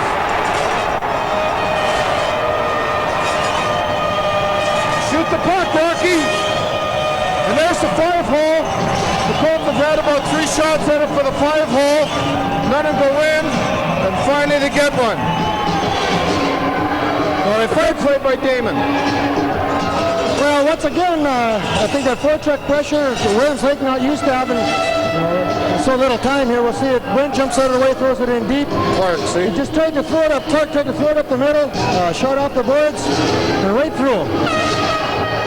Rocky was mentioning that Clark is the centerman playing defense, and it looks like the Achilles heel of this Mustang team is their defense. They have 6 dressed, but we've seen LaRue and Godber a lot, and Murray. And Clark has played in the place of Ambrose quite a bit, and the other 2, Courboy and Joby, haven't played at all, or played 1 shift, so it looks like that's their Achilles heel.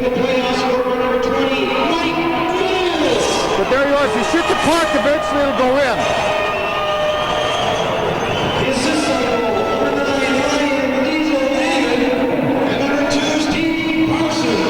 So Minnis from Parsons and Mini Diesel. What is a Mini Diesel anyway? Would that be a Toyota? They're about 19,500 down in North Star from Derek. Yeah. Armstrong wins a draw. Bernard flips it in. Velikowski stops it, leaves it for Godber. Bazan bodies him. Armstrong back behind the net. Godber gloves it. Is knocked down by Bazan. Armstrong again chases it. The centering pass. Here comes Fancy. Right in. Shoots. And he shot it wide. Slapped high over the glass by Bryant. And Fancy is really becoming a force on the point. Rocky, and I've been impressed with the play of Chad Armstrong tonight.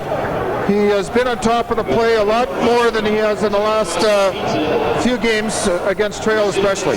Well, we talked with Chad after they won the, I've been calling it the Southern Division. This is probably the Kootenai Division, but and he said he looked forward to going up there, not so much for the road trip or that he thought it would be easy against Williams Lake, which it certainly wasn't, but because he would be such a marked man, and that's obvious here tonight. Malcolmson beats Eklund on the draw. The puck comes to center. Jones whaps it a couple of times and has no success. Into the corner, Fitzsimmons. Fortin. And he's a feisty guy. Eklund gets the puck away, and here comes Darren Reeves to center against Murray. He should beat him. He gets around him. He's bodied by good back checking by Fortin. Or that's Fitzsimmons. Behind his own net, Adam Murray. He's played a lot, Rocky. Murray. In front of his own net. Eklund cuts him off, comes to center, and Clark is now can't get it. Behind his net is Dietrich. Shoots it around on the boards. Fitzsimmons and Reeves battle on the boards. It comes loose. Malcolmson back to the point. Godber fans on it. It comes in front. Fitzsimmons a shot with Malcolmson. Sorry, Malcolmson again, and Eklund knocks him down. Reeves has it. Lookrich, a headman pass to Kelly, all by himself against Rob Clark. To the line and over, around Clark, and he loses the puck and goes right by it. Picking it up is Malcolmson. Malcolmson can't get by Damon. Good forechecking. Damon looking for Kelly and can't find him. Clark. Damon comes up with the puck and loses it again. Good forechecking. Murdoch. And the puck is frozen, and Damon and Clark will go at it a little bit. And that's a pretty fair trade. It looks like Clark is one of the key players on this Mustang team, Rocky. Yeah, well, I don't think referee Benninger is going to call a penalty there at all, but Ryan jumped to defensive, I believe it was Lauren Murdoch there, but you mentioned this earlier, Terry, and we're starting to see it more. Dustin stayed on there too long, and you want to change those guys when you're in their zone, not when you're in your zone, and he stayed a little bit too long, and he finally did come off, but boy, if that puck gets turned over deep, then he's the last guy back, and that's when bad things happen to you. Murdoch shoots it right off the draw. Good save by Velikowski. Ward hammers it off the boards. Forsner against Brent Holman. Down is Ryan Damon. We didn't see that. Can we get a look at that, Mike? Can we back that up to the face-off? Right to the face-off and see if we can see what happened to Damon. Yeah, we didn't see it, Terry. We're trying to follow the play coming down the ice. Here we go. Face-off. We'll see if we can get a look at what happened here. Murdoch got a good shot right off the draw right there, and it just went wide, it looks like. We won't get a... Damon's already down. We don't see what happened to him. He's up anyway. Yeah, he's up. Ian Gordon gets him up, and Godber comes to Damon. The center on that line tripped Ryan or knocked him down anyhow. Maybe knocked the wind out of him than anything it looked like, Terry. Well, diesels are supposed to go on forever, so he's got to get up. Otherwise, the warranty's no good. 9:35 left in the second period. Colts 2. He's run out on the older diesel, I think. Yeah, but if you mistreat your motor, it's not fair either. Armstrong takes Damon's place. Armstrong wins the draw, and then it comes to Brent Holm. Off the boards and out. Armstrong. Good work against Ward. Minnis over the line. Can't find it. Holm kicks it. Still has it. Minnis picks it up, loses it. Gets it back. Smack. Right in on goal. Centers it. Armstrong. Home. Goes to the corner. Centers it. Armstrong has the puck in his skates and he's knocked over. Forsner. Minnis again. Shoots it at the net. It goes wide. Murdoch will chase it down. Into the corner, body by Godber. LaRue picks it up. Off the boards. To the line, Forsner. To center. Parsons, slow to come to it. Backhands it. Off of Ward. Armstrong bodies him. Armstrong, body by Godber. Ward has it. Ward will come to center and flip it in deep as Parsons will go back against Daniel Jean, and Parsons has had a lot of trouble tonight with his skates. Armstrong goes by the puck. Forsner again. Down is Parsons. He's hurt. Benninger doesn't see him. Forsner goes right through him with the puck. And Parsons is hurt, and Forsner pushes Armstrong, and Armstrong throws the stick away. But I think Parsons might have twisted his knee or something, Rocky. Yeah, I think he we might not see it here, Terry, but when he tried to take Daniel Jean, instead of getting his shoulder in between Daniel's shoulder blades, he got his left leg tangled up in between, and Daniel just, all-star that he is, he just kept powering on around. Steve had his leg cut up, and then he was in a lot of difficulty trying to come out of the corner and get him back into the play with that. It looked to me to be his left knee. Okay, well, he was a little reluctant to go after the puck, and when you're tentative, those things always seem to happen. 8:32 left in the second period. 2-0 for the Colts, or 2 goals by Mike Minnis, 2 assists from Ryan Damon, and the shots on goal are still fairly close, Rocky, although I think in this period that Velikovsky has definitely had more work, and the Colts are getting loose right around the front of the net in the slot. They just can't quite get their sticks on the puck. Well, this whole second period, Terry, except for the 2.5 minutes they had to kill and the penalties at the start, and even then they had a couple good opportunities. The Colts have taken the play to Williams Lake. I'm certain that Colin and Luke got to be really happy with the period as it's unfolded so far. They're in a tough situation here. Obviously, they got to win this game, but the kids have come out and played with a lot more spirit and willingness to get involved. Hunter beats Brash on the draw. It goes deep. Bernard can't get it. Murray finds it. They score! Andy Miller centers it. I'm not quite sure who scored the goal, Rocky. Number 11, Jamie Hunter, I think. Andy Miller, and he's been a force in the corners. And let's have a look at this as he just goes to the corner, picks a puck up and centers it, and right there was Jamie Hunter. A mistake here by Jeff Fancy, and he realized it as soon as he stepped behind the goal line, and he couldn't quite recover. If we do get another look at this, we'll see Jeff going behind the net when there was no call for him here. Now we'll see him right here. Player's down. He goes in. He realizes he's in trouble right there. Turns around. Couldn't make it back in the play.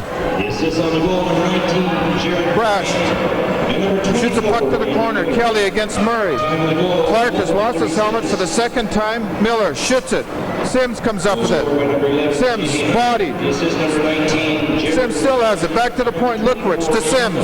Sims back to Lukwich. On the other side to Burnholm. He wrists it to the corner. Murray whaps it off the boards. Miller comes up with it. To center. 3-on-2. Miller shoots it in. Chasing it is Bryant. They both leave it. Here comes Dustin Kelly, and he can't get by Godber. Sims picks a puck up. Sims to the line and over. They get away with an offside, I think. Rocky. Sims deep to Kelly. Kelly centers it. Goes around on the other side, and Miller shoots it down the ice, and there's a penalty for high sticking on Jamie Hunter, I think. No. Well, Sims went to the player's box, so he's off the hook. And they open the Williams Lake box, and Jamie Hunter gets a penalty, and that was a direct result of hard work by Jason Sims. And the Colts get a power play. Williams Lake penalty to number 11, Jamie Hunter. 2 minutes for high sticking at 12:27. Hunter for high sticking at 12:27. Rick Reynolds gives us the information, Rocky. Fancy. Lukwich on the points. Lukwich is hacked, gets away from Dubray. Lukwich back to the point to Minnis. It goes over his stick. Minnis to Fancy. Fancy has the puck. Murdoch backhands it in. LaRue shoots it. Off the boards, it comes to the line. Lukwich shoots it. Another shot high over the glass, over the top of the net. A funny bounce. Murdoch deep. Damon has it. Damon centers it. It's in the crease. And Velikovsky covers up. And Godber and Minnis go at it a little bit. And the puck still bounces. Do they freeze the pucks? No, I think they just, Poppy has a thermos lunch kit he brings them in. They're just cool. I guess so. Lukowicz and Fancy stay on the points. Damon, Murdoch, and Minnis. For the Colts, Murray and Clark on defense. Fortin and Mitch Ward are the penalty killers for the Mustangs. Damon, the puck is kicked. Clark backhands it. Lukowicz stops it with his glove. Good control. Lukowicz, right in the middle of the rink, shoots it. Right on. Velikovsky stops it to a crowd. The puck goes back. Fancy, right on. And it's tipped wide. Clark again, chased. Fortin can't get it. Minnis on the boards. Chipped in. Murdoch to Damon. Another stick down, Rocky. That's the second time that's happened. Fancy, deep to Murdoch. Murray's lost his stick. Comes to the point. Fancy against Ward. And Ward will shoot it down the ice. Dietrich out to Lukowicz. 50 seconds left. Lukowicz circles. Chased by Miller. Back. Miller goes behind the net. Lukowicz will come out to Fancy. He had a chance there to get away, but couldn't. Here comes Fancy to the line and over. A hard shot is deflected. Jones by. And there's a penalty to Jones and Andy Miller. Here's Fortin over the line to Miller. Shoots! And Dietrich and back fast was Jeff Fancy, and he went heavy into the boards. Hopefully he's not hurt. But Derek Jones, Rocky, here's a cardinal sin for a defenseman to make. He went charging in when the puck was going the other way, and he had no chance to break that play up at all. And Fancy comes off on his own strength, and he's lucky there. He went into the boards hard. Yeah, it was, Cranbrook was carrying the play there, Terry, and I think Derek got a little caught up in it. The puck come out to the blue line, and he's going to be the last guy back. And it was a good job by Jeff Fancy to get back, and at least, you know, it was a good play by the Williams Lake, and Jeff got back just in time. I don't know if he affected the shot or not, or if the shot was just wide, but you can't take that chance, especially in a 2-1 hockey game. You know, you always tell your guys, don't give up that cheap one, especially on the power play. Andy Miller's been a force tonight, Rocky. On the boards, he's a strong forward. Dave Bernard around behind his own net. LaRue shoots it. It hits Bazan. As the teams are 5 aside, Dave Bernard in his own zone to Bazan. He loses the puck in his skates. Forger shoots off the mask of Dietrich. Sloppy play there, Rocky. Not a great pass, but Bazan just kept going. You got to stop and pick the puck up. Well, not only that, but I think we've seen it twice, Terry. When you break up the middle like that, if you're not prepared to pick the puck up, then don't break up the middle. You know, he was skating up the middle looking for a pass. Dave had nowhere to go. He was the last forward he could see because Chad had already run himself right into the boards as he cut across, and then he just skated by. Armstrong against Ward. Armstrong wins a draw. Fancy is back out. 4 seconds left in the Mustangs penalty. LaRue knocks it down. Armstrong forces him. LaRue picks it up again. Armstrong to Forsner. Bazan chases him. Fancy slaps it off the boards. LaRue keeps it in and loses it. Forsner has it. Fancy will chase him. Bodies him. Round behind the net. It's centered. LaRue has it. LaRue. As the Mustangs take their time, LaRue walks in, shoots it, and is blocked by Dietrich. Armstrong will go to the corner, whaps it, and he's hit from behind by Forsner. Back is Godber. To the line, he's deep, tries to stuff it, they whack at it, Bazan chases it. Here comes Lukowicz. Now what's going on here? So Forsner and Fancy in front. And they're not too pleased with each other. Armstrong and Ward. And down is Daniel Jean in the corner. And I still don't know why Benninger blew the whistle, Rocky. I think if he hadn't blown the whistle, I don't think all this stuff would have happened.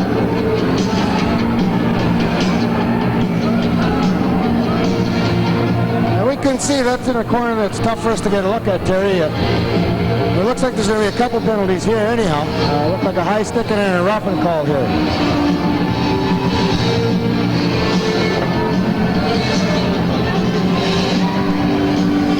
Well, we're getting penalties. There's 4:47 left in the second. 2-1 for the Colts. They have 49 seconds left. And a penalty to Derek Jones. Now they're going to get another penalty. And the Colts come up on the short end of this stick, Rocky, for whatever reason. Forster's in the box, and I assume Fancy's on the other side. Yeah, Bazan got a high sticking call, I think, Terry. Okay.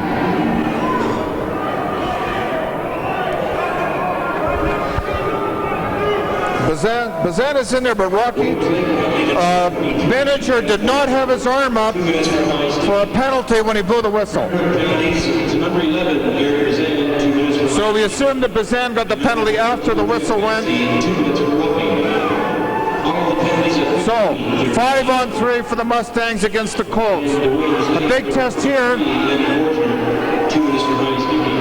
Now Armstrong got checked from behind by a much bigger Forsner deep in the corner, Rocky. And if Bennett is going to call anything, he should have called that one. So he's been really inconsistent. Eklund falls down. Clark in front, in the slot. Brent home. Ties up Andy Miller. Picking it up as Hunter. Murray on the other side. Clark, walk in, shoots it, and it's deflected wide.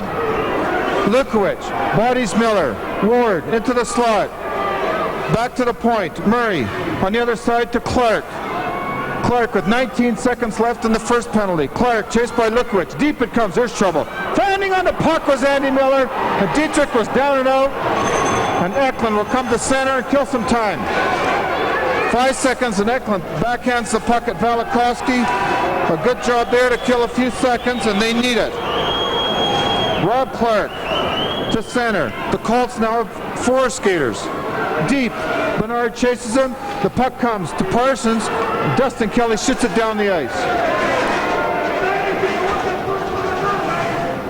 Deep is Adam Murray for the Mustangs. Murray gets away from Armstrong. Over the line and dumps it in. Chasing it is Bernard. Takes his time and shoots it down the ice with 41 seconds left in the penalty. Valikowski and Godberg get mixed up. Kelly chases Godberg and bodies him off the puck. Here comes on the right side Fitzsimmons to the line, past Bernard. Parsons shoots the puck and Rocky, he's really hesitant. He has the stick lifted. Bernard and comes in the slot, back to Godberg. Godberg to LaRue. In front it comes.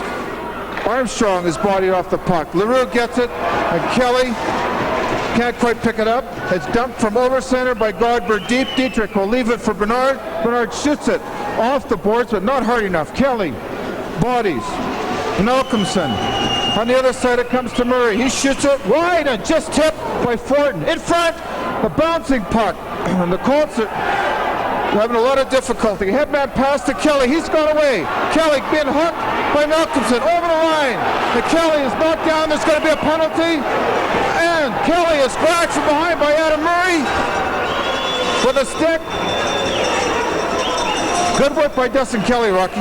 Really good work. Really good strength on the puck by Dustin there. But here's where we've talked about too, Terry, that after the play, Adam Murray took a two-hand slash. That's right. At Dustin Kelly, and that's where the linesman can come into play, and they saw it. They both saw it because they jumped in and pushed them apart. You know, and if you can't, this is the type of stuff that Dwayne doesn't want to see going. And I'm sure the linesmen are telling them right now. There's a conference right now. Now he won't call it. He just shook his head. 2 minutes per rookie at 17:32. So a big play there. 17. Good work by Dustin Kelly. 2:28 left in the second. The Colts on a power play.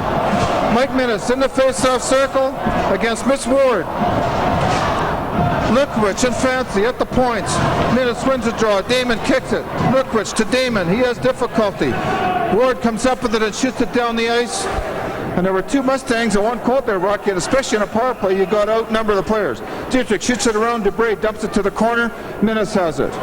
Leaves it for Lukowicz. Lukowicz on the other side. There's nobody there. Fancy will have to go back and get it. He just hammers it around on the boards to Damon. Damon at center. He'll dump it in. Valikowski stops it. Backhands it around on the other side. Ward chases it.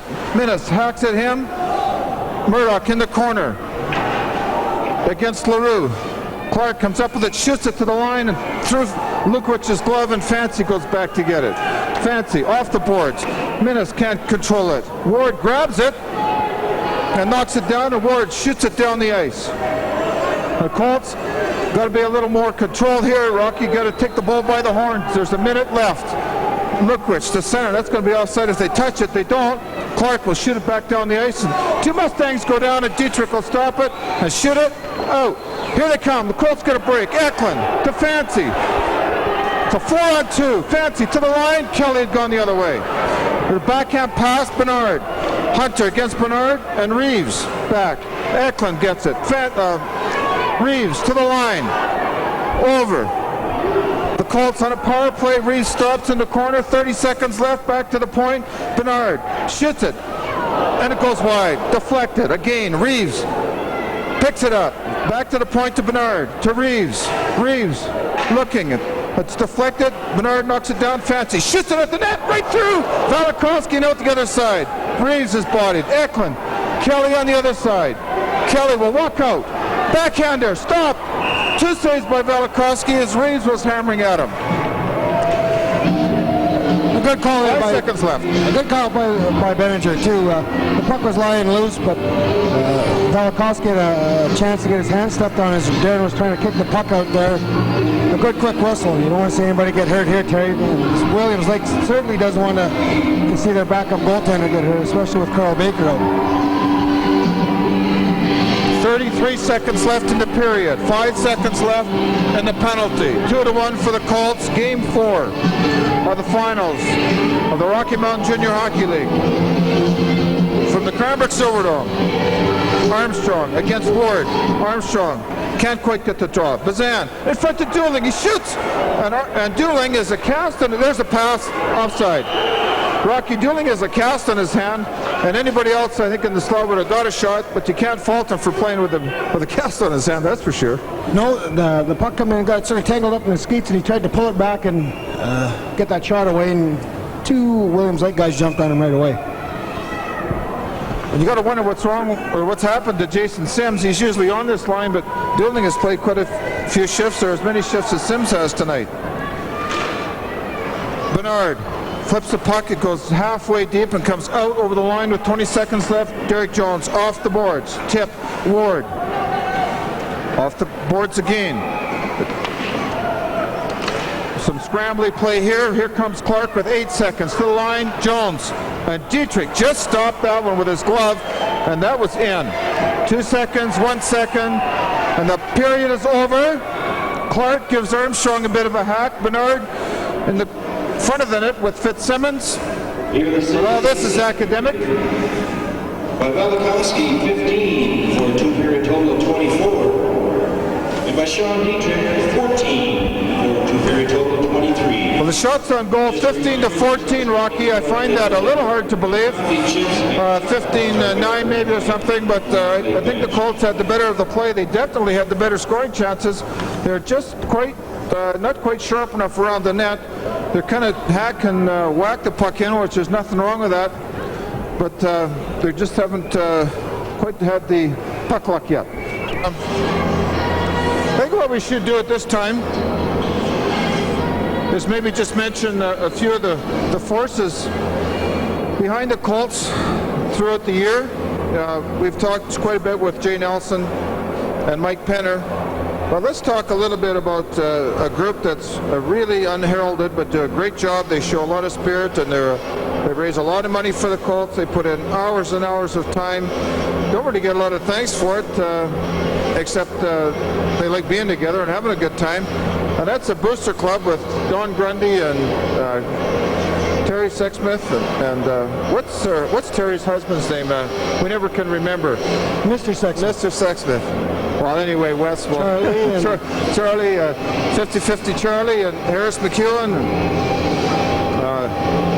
They do a great job. They wander on the rink, sell 50-50s and souvenirs, and programs, and souvenirs, whatever. Well, yeah, I tell you, I understand that it was through their hard efforts that they pretty much, through 50-50 draws, souvenirs, etc., paid for the Colts trip up north, which is although they have a lot of expenses, is one major expense that it's tough to budget for. And with the good work of all those people, everybody involved with the Booster Club and all the fans that come out to the games, they're able to send the Colts up north, and it's nobody has to write that big check. I can remember years ago, whenever the Colts went anywhere when they were junior B, Sam Barrett used to just take his checkbook out of his pocket and say, "How much do you need?" Well, why doesn't Gary do that?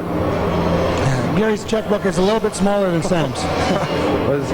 It's a little bit deeper in his pocket, and Gary's hands aren't as big. Yeah, that's right. Yeah, but it was through the largesse of individuals like Sam and guys like him back in the earlier years that the Colts got to go to different places. But now through the efforts of, like he's mentioned, Harry and Terry and Charlie and everybody involved down there with the Boosters, the Colts are able to make a go of it.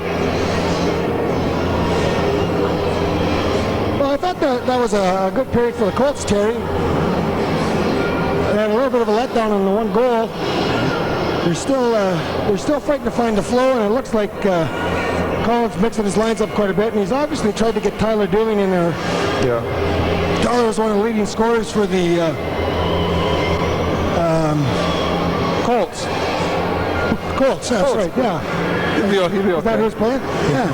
Tyler, no, on that line I was trying to say. And he got moved off that line, and now it looks like they're looking for a little bit more offense from him, and they've moved him back on there. Rocky, what we're going to do here, we can have a look at the Williams Lake goal. So let's just take a quick look as the Colts they're on a power play here. They get a little guilty of running around. We didn't quite see the start of it, but Derek Jones rushed at the forwards coming out of the Mustang zone, and they got caught in a 2-on-1, and they ended up with the goal there. Well, that wasn't the play, was it? That was Miller came out of the corner. Miller, good strong work in the corner, and centered the puck to Jamie Hunter, and Hunter put it away. I guess we've got a presentation here to a longtime hockey supporter and coach of probably every hockey player in Cranbrook for the last 25 years, Red Daniels. I think Red... 33 years, right? 33, I think 33 years he's been here, so... That's just about our age. Yep, combined, yeah. Red's done an excellent job over the years, and I understand he was a lucky guy. He won the puck shoot also tonight, so things are going well for Red. He's going to have a chance to practice what he preached over all those years, to try and slide that puck in through the 5-hole. Well, we'll see what happens, and maybe if he pumps a couple, he can show the Colts a thing or two. Well, as we mentioned, the Colts have been a little unlucky around the net. They're a little tight yet. They're really trying hard, and sometimes that works against you. They're not quite as loose as they could be, but they're still up 2-1. Well, the shots on goal in that period, 15-14 for the Colts, but maybe they were counting a couple there.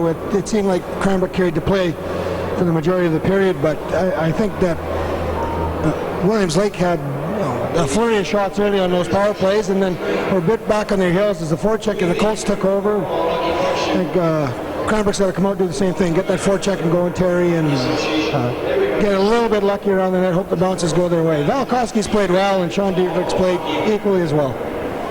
Well, Williams Lake has relied on Clark and Forsner. They've played a lot. Clark has been played at forward, and now he's playing on defense, as Greg Ambrose has seen only a few shifts since the first, and Justice Joby and Adam Corbier have only played one shift that I can remember. So LaRue and Godber and Murray have logged a lot of time, but the Colts have pretty well gone with their sixes. All six have been out there: Home Bernard, Fancy and Lukowicz and Parsons and Derek Jones. And here's Red Daniels, and he's going to get some shots from center. But Rocky, in the meantime, we've got to look at Cranbrook's second goal here. Maybe you can just tell us what happened, as soon as I can remember what Williams Lake did on their goal. Well, Ryan Damon caught the puck up there in his pads and directed a shot at the net. The rebound came off the boards to Mike Minnis, and he fired the shot through Sean Valakowski. But It was the forward turned defenseman, Rob Clark, that had the puck here, and he tried to throw it up the middle. And we saw that so much in the trail series that, well, here Red's getting him. He's stick handling the rug. He might shoot that into the net. Well, he doesn't want to be offside. Look at this. Oh! And Don Grundy drops the puck for Red Daniels. And there it is. And he's close anyway. He's just a little rusty. I don't think he expected this. Otherwise, he would have been out shooting in the carport, I'm sure, before the game. And there he pumps one. I think that would have gone in if the board had been left there, Terry. He can get Red Daniels just to stay right where he is there. And we can put Morris up on the ice and mark. They're going to give Red a stick and a presentation from Bill Martz, the president of the Cranbrook Minor Hockey. Your Coach Recognition Award is presented in association with the Canadian Amateur We'll let you listen to this. And the Education Association of Canada as part of 3M's ongoing support of amateur coaching in Canada. 3M's Coaching Recognition Award is for outstanding contribution to minor hockey and the development of young athletes who have been achieving long-term volunteer coaching in our community. For this award, CMHA has chosen for his contributions towards coaching.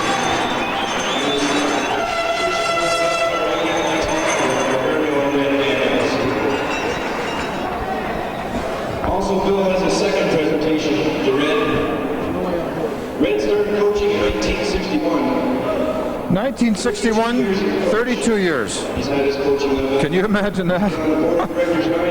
And Bill Martz with that And his most recent German Berlin jacket on, and thank goodness their names aren't here anyway tonight, Rocky. Thank goodness more that the Tanaka my boys have gone home.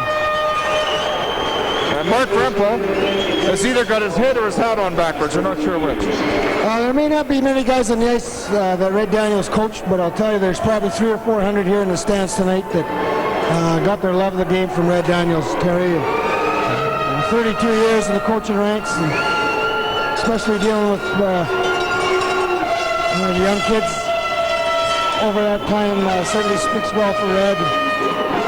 We offer our congratulations to him, and also our thanks to him for being there a lot of Saturday mornings at 5 o'clock when it was 25 below. Red was there every morning. So congratulations to Ed, and thank you. In his early days, he was just getting home by then, and now in his later years, he's getting up at that time. So how things change. The Colts lead 2-1 as we get set to start the third period. There's nobody in the penalty box. The shots on goal have been 25-24 in favor of the Colts. The chances, however, we feel the Colts have had the better chances from close in. Valakowski has been lucky on a couple, Rocky, as the puck has gone through his legs and hit a skate or something and gone out the other side. So they've had him beat more than the twice that they've scored, but it just hasn't ended up against the twine. Well, we've got Dan Reeves got to get going here. Terry's been scoring goals by the bundleful. And if he can get going here, I think this will give this line a bit of a charge. Dustin struggled to control the puck, and Nelson hasn't been the force we expected he would be. Maybe Darren can pick this line up and carry him along. We're ready.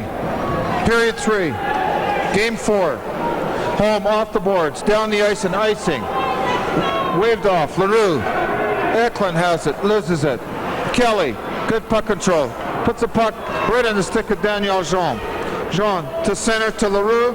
LaRue shoots it wide. Dietrich stops it on the rebound. Burnholm picks it up. Is hacked by Forstner. Gets it out over the line. Reeves bodies Godber. The puck comes to Forstner. Eklund sticks it. Nothing happens there. Forstner dumps it in. Back is Brad Lukowicz. Behind his own net. Lukowicz gets away from Daniel Jean. Comes out the other side. High off the glass. Down the ice. No icing. Chasing it is Darren Reeves. Rob Clark. Reeves bodies him. Murray comes in and picks a puck up. Armstrong off the boards and down the ice. And this is no icing. Dietrich will come out to play it and leave it for Bernard. Picked up by Fortin, who centers it, but Armstrong was there. Bazan puts the puck right on the stick of Malcolmson. Deep is Fortin. Bodied. A good hard check by Derek Jones. Reeves, who's still out there in a long shift. Murray hits Reeves to the pass. The shot. Reeves can't get by Clark. Murray whaps it to the line. Bernard.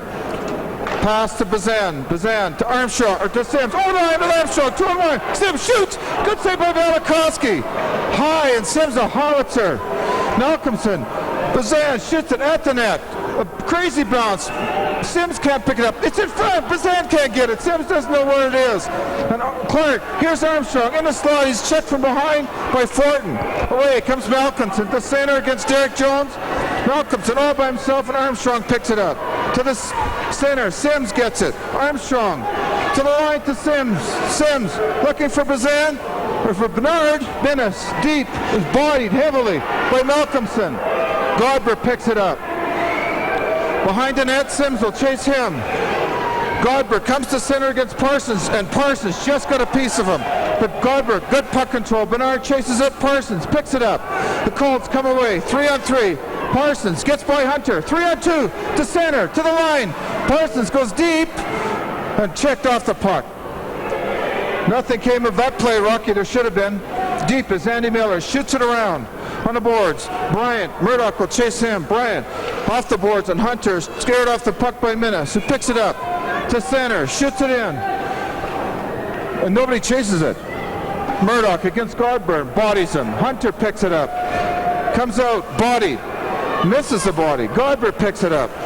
Ahead it comes and is down the ice. Chasing it is Parsons. Parsons around on the boards. It goes to Damon. Damon to center. He'll shoot it. Velikowski blocks it. Murdoch deep. Can't get away from 2 Mustangs. Off the boards. Eklund does a good job to keep the puck at the line. Fancy can't get by Clark. Fancy shoots it at the net. It gets by. Here's Kelly. Picks it up. Kelly. And there's nobody at the line. And Brent Holm has vacated it, but he'll shoot it in deep. The Colts have a little bit of pressure. 16:40 left. A hard pass that'll go down the ice to Dietrich. Dietrich shoots it to the line. Reeves picks it up to center. 3 Colts against 3 Mustangs, and Reeves isn't going anywhere against Adam Murray. Off the glass, Brent Holm corrals it. It'll be offside. Forsner picks it up. Forsner, a backhand pass down the ice. No icing. Why that's no icing, I don't know. Lukovich behind his own net. Checked. The puck comes to Lukovich again. He bats it to Kelly. 3 on 2. Kelly, Eklund, over the line. Eklund around behind to Kelly. Kelly centers it. Eklund all alone. Shoots. Scores! Nels Eklund! Nels Eklund! On a bit of a broken play, but a good heads-up play by Dustin Kelly. He picked the puck up around the net, spotted Eklund, and Eklund had good patience there, Rocky. He held it till he got good control, and then put it upstairs where Sean Dietrich keeps his peanut butter. And there we are. Let's have a look at it. I guess, right upstairs there, where your dad used to keep the Playboys, Terry, up in the attic. Williams Lake guy lost the stick, and he threw it out front, tried to wrap around, and Nels put that puck in and had Velikowski going the other way and throw it right upstairs in the attic there. 3-1. Joby, and that's his first shift since the first. Sims can't get anywhere. Nels Eklund. A hit bad pass to Sims. Eklund gets the goal.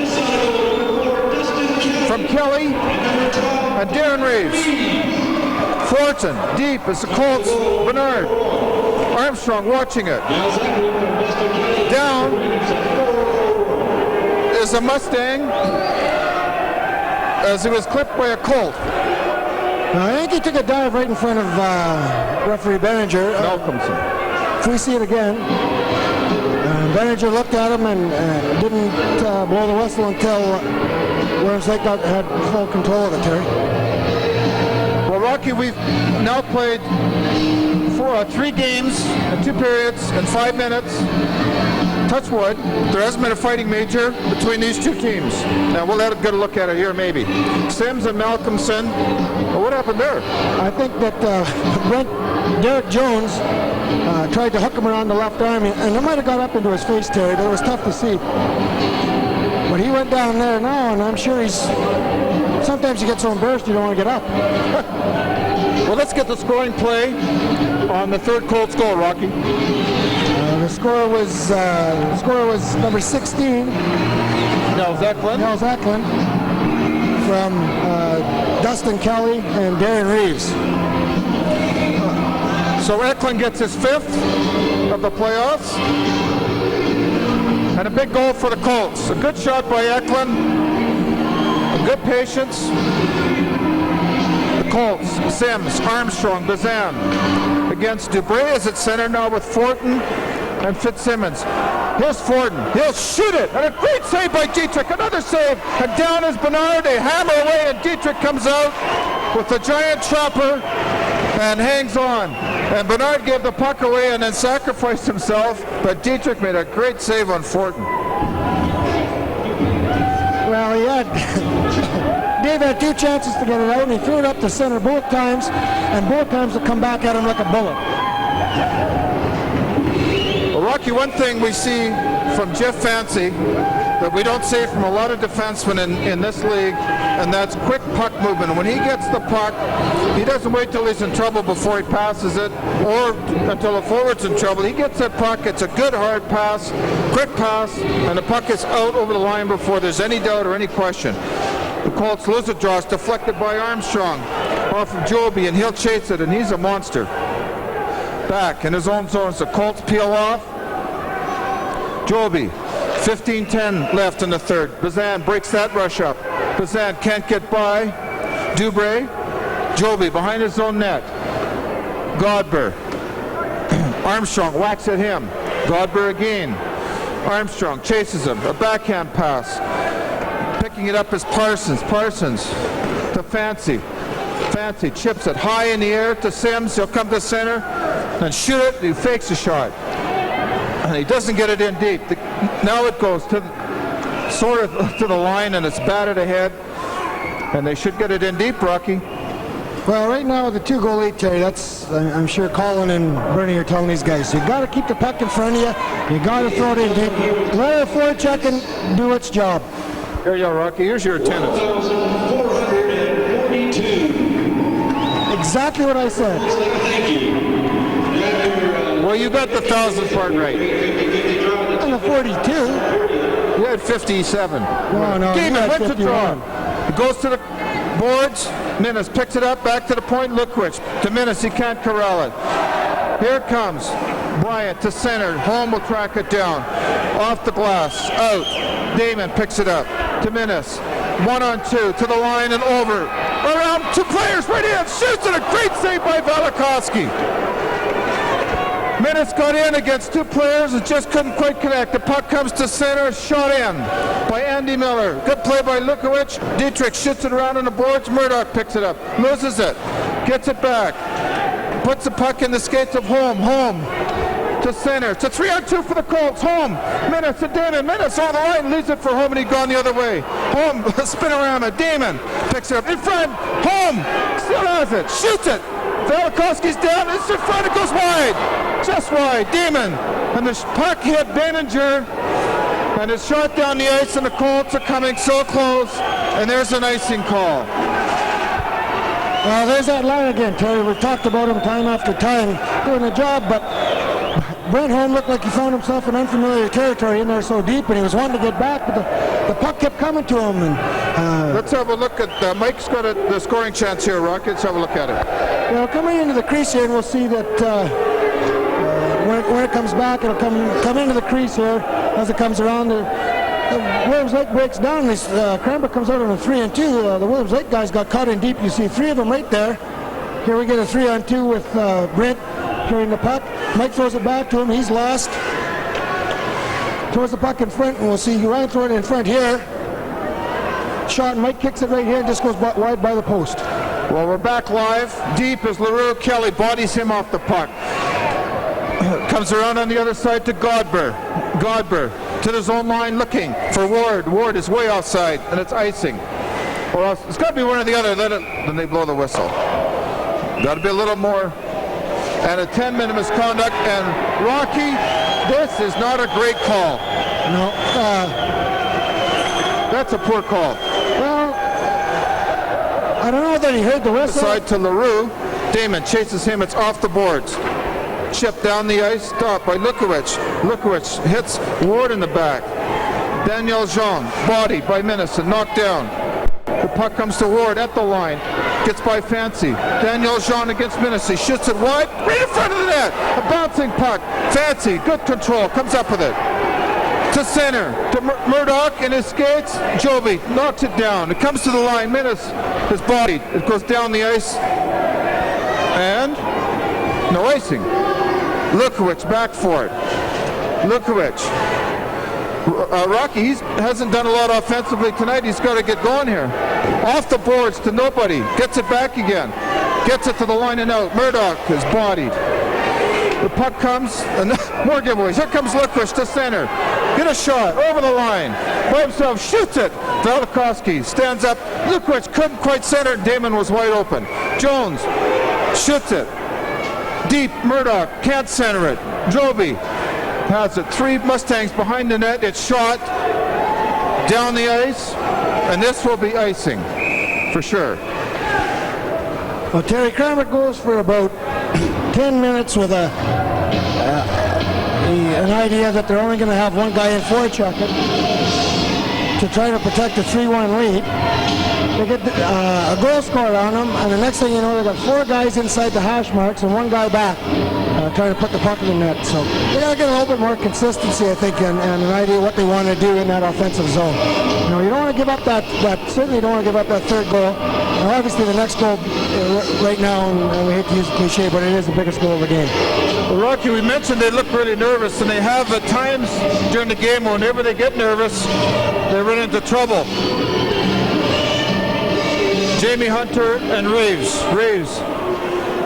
The puck goes to Clark behind his own net.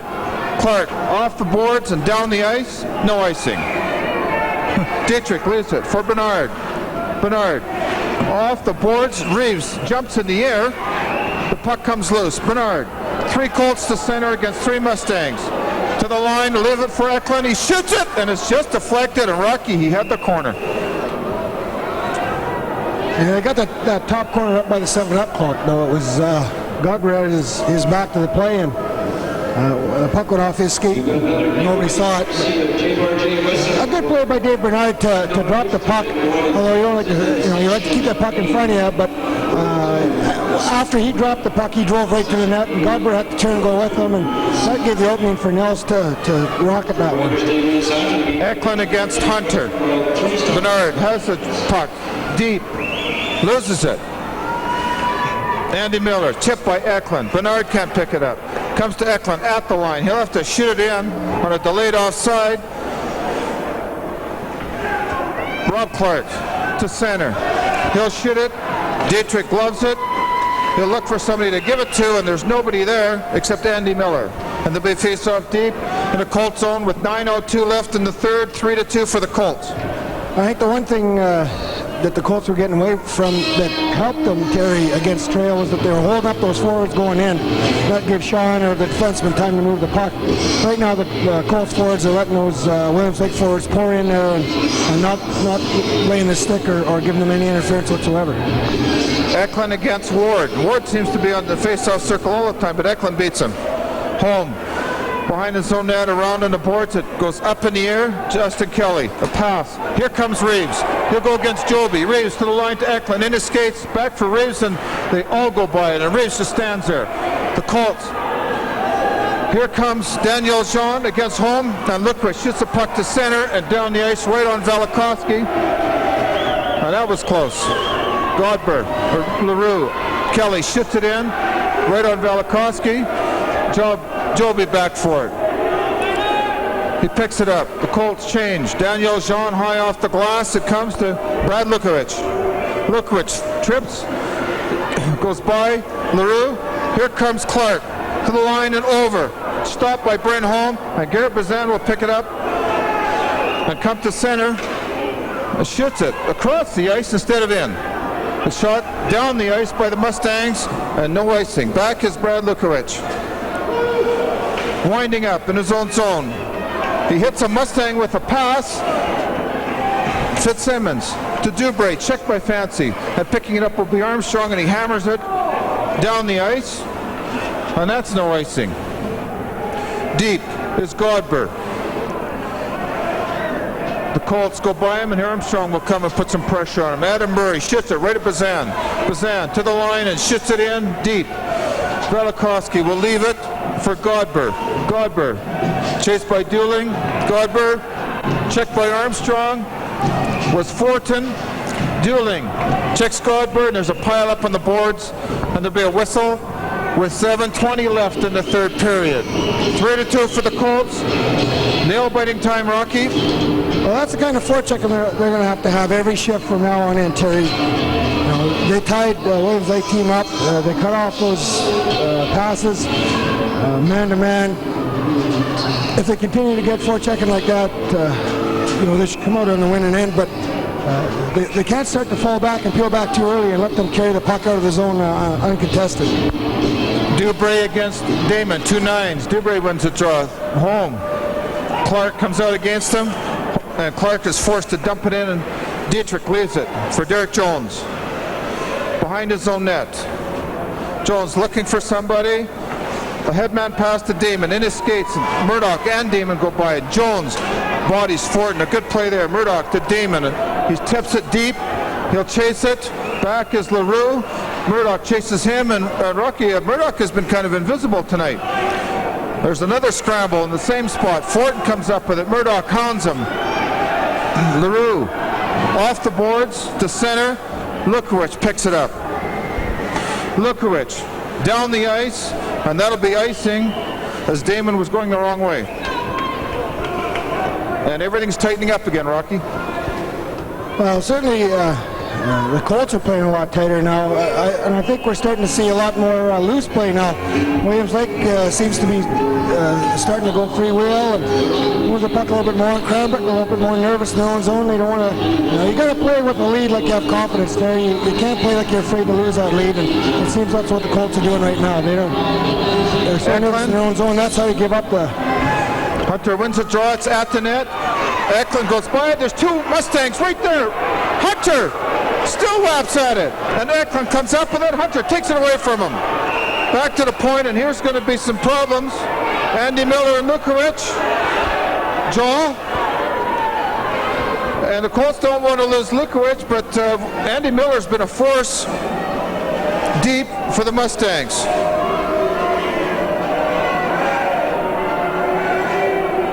And there's penalties. Miller and Lukowicz.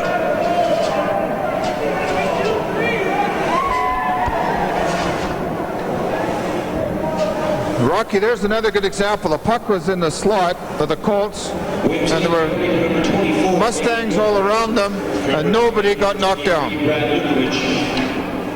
2 each for roughing and 13. Lukowicz and Miller. Good roughing penalties, 6:21 left. 50-50 numbers. Yeah, Terry, we had everybody out there with their Shakespeare lightning fishing rods looking for the puck, and guys should have been on the ice looking at it. Fancy to home. He'll come to center and dump it to the corner of Dustin Kelly. He goes after it with Clark. Kelly, a good job against Clark. The puck is loose, and nobody's there to help. Clark picks it up. 7-6. It comes to Hunter. Hunter gets away from Kelly. It comes to Reeves. Reeves can't get by the man. Shot in by Fancy. Reeves deep. Still has a one-handed stick and centers it, but there's no Colt there. Fortin to center, looking for Clark. He comes to the line against Brenholm. Fortin shoots it. A great save by Dietrich. Eklund, a high pass. Kelly can't knock it down, and the Colts change. Clark shoots it off the boards to center. Fancy over the line was Fancy. Shoots it, and Velikowski stops it, and Reeves was right there for the rebound, but a shot down the ice. Rocky, that's what the Colts have to do. Go hard to the net. That's right, and once again, Jeff Fancy seen offensive opportunity there. Williams Lake was also changing. The Williams Lake defenseman Hunter, I think, tried to throw to the Cranbrook bench, hoping for a too many men in the ice penalty. Jeff jumped up and had a good hard shot from just outside the face-off circle, and Darren Reeves just couldn't crawl the rebound. Williams Lake fired it down the ice. Ward again in the face-off circle, this time against Armstrong. Sims is back on the line with Armstrong and Bazan. Armstrong wins a draw. Shot, and a great save by Velikowski and a low drive by Derek Jones. Here's trouble. Daniel Jean against Jones, and he does a good job, a great job by Derek Harper to take out Daniel Jean. Bernard shits in the crowd, and Jean goes back at Jones, gives him a bit of a shot, but Rocky, a great play by Derek Jones. That's right. The more physical Derek plays, the better hockey player he is, and the more confidence he gets there. Dave Bernard had a little bit of trouble with the puck, and he did the right thing, I think, Terry. He was skating backwards, and nobody passed me, just threw that puck up in the crowd. And, right now, after he threw those two back up the middle and they come back at him like rockets, nobody can throw the puck that hard from the stands at him. Armstrong wins a draw. Bernard behind his own net for Bazan. He can't get it out. And he's had a lot of trouble getting the puck anywhere today, Rocky. Derek Jones with the puck. Uh-oh, trouble here. And he gets it to center. Don't want to get too fancy. LaRue, he has trouble with it. Armstrong has it bounce over his stick. Malcolmson, an Armstrong battle. Jones this time makes sure. Godber whacked in by Malcolmson right to Bernard. And he's got lots of time to Sims. To the blue line, it puts the puck right on the stick, and around was Mitch Ward, but he forgot the puck. Here comes Bernard to center. To the line and over. Shoots it, and it hits the skate. Another shot, and a great save by Velikowski coming across, and that's a game saver, that one, right there. Brent Holm with the puck. Headmans the puck to Armstrong to Sims. To the line and over. Sims shoots it. It doesn't get deep enough. Rob Clark is chased by Minnis, and he's hooked by LaRue. Clark comes to center against Brent Holm. He's in trouble. Clark can fly. Around, centers it, goes right to the crease. Godber shoots it. Dietrich, a great save. Minnis gets it to the line and out, and Damon will chase Adam Murray. The puck goes deep. Murray. Damon beats him to it. Damon in front, and he's hooked. Minnis shoots. It's blocked, and Damon was sticked. Minnis deep. Puts the puck on the Clark stick and bodies him. Here comes the line. Fortin against Fancy. Centers it. It's wide. Clark has it. Clark. Minnis stops it. He gets it to the line and out. Eklund goes by it. Minnis in his skates shoots it high down the ice, and that's icing. 3:32 left in the third period, Rocky. And the Colts came so close. An excellent play there by Sean Velikowski. He's made the I think we've had 4 excellent saves, and Sean's made 4 of them, because it's Sean Dietrich down at this end. No, Sean Velikowski's made 3 excellent saves, and then Sean Dietrich made a great save on a 3-on-1, and this is the type of game we look for in the first period, Terry, and it's kind of funny. In a 3-2 hockey game, they start opening up towards the end of the third. The Colts had some chances again for the first time for a while. Here's Hunter against Eklund. Eklund wins a draw. Lukowicz gets it. He's back on after serving the penalty. Reeves chips it to the line. Godber picks it up, bodied by Eklund. Reeves gets it out, and there's a whistle. And Rocky, we've mentioned it quite a few times this year. Some of the Colts forwards are a little reluctant to pay the price on the board. You've got to get that puck out over the line, if nothing else. Well, right now, it doesn't serve you to make the cue pass inside your zone. They don't have to score any more goals as long as they prevent one. That's right, yeah. You got to get the puck out and make the turnovers in Williams Lake end. Eklund, good control on the draw as he's starting to win some. Bernard, a pass to Eklund, tip pass to Kelly, and he dumps it in. Reeves will go after Godber. Godber around his own net, chased by Reeves. Eklund corrals him. Eklund comes up with a puck to Kelly. Kelly deep shoots, and he's tipped by Joby. Reeves chases it to the corner. A bind pass back to Lukowicz. He shoots it at the net, and Velikowski a toe save. Kelly deep, looking for Reeves, finds him. Reeves has a puck over his stick, and Hunter comes away with it to his own line. Gets away from Eklund. The Colts stop skating. Hunter to the line and over. And a good play by Lukowicz to get the puck over the line, and Kelly will body LaRue, and Eklund picks it up and shifts it to Kelly. Kelly to Reeves, and he gloved his hand on the puck. 2:38 left in the third period. 3-2 for the Colts over the Williams Lake Mustangs. Game 4 in the best-of-5 series as the Mustangs lead the series 2-1. Right down to the end, Rocky. Well, Len Forstner's back. I'm sure we're going to see him for the next 2 minutes and 38 seconds. But Williams Lake got away with one there, Terry. Too many men on the ice. Chris Godber come off the bench, joined the rush. Justice Joby never came off. They had 6 men on there. The linesman seen it, but he chose not to call it. Armstrong behind his own net. The puck is lost in the skates, and Forsner already takes control of the corners. Ward picks it up. Bazan in the slot and backhands it to the center, and that won't get down the line as Sims. Backs off, chasing it is LaRue behind his own net. 2:12 left. A headman pass to Daniel Jean, and Bazan tips the puck into the stands. Rocky, the Colts looks like they're going to try to hang on, and you don't want to make a mistake, but you don't want to be too passive either. Well, no, it wasn't. The more you sit back, the better chance they have to start coming at you. And Williams Lake now obviously has nothing to lose. They're not going to lose this series even if they lose this 1-4-2. There's nothing guaranteed. So I look for them to pull it all the stops. I look for the next face-off deep in Cranbrook zone for Harvey Schmiel to pull the goaltender. Rob Clark is at center this time with Fortin against Daniel Jean against Damon. The puck comes to Brenholm. Holm off the boards to Minnis. Clark has it. Dumps it deep. Brenholm will chase it. Behind his own net. Chased by Fitzsimmons, who takes control. Murdoch intercepts the pass. Will come to the line and out. And shoots it down the ice. And there's not a great play. Well, I think Lauren looked at going cross ice. It wasn't there. So he had to continue skating and get over that red line and throw it in, but he threw it off the boards a little hardy. I think he was hoping he could just dump it into the zone. 1:50 left in the third period. Damon in the faceoff circle against Rob Clark. Godber and Forsner. It looks like they're going with Joby is up on the line. Forsner's behind Clark, and somebody had better get out at him in a hurry. Clark against Damon. Clark wins a draw. Murdoch picks a puck up as he was coming through in a hurry. Murdoch to the line and over.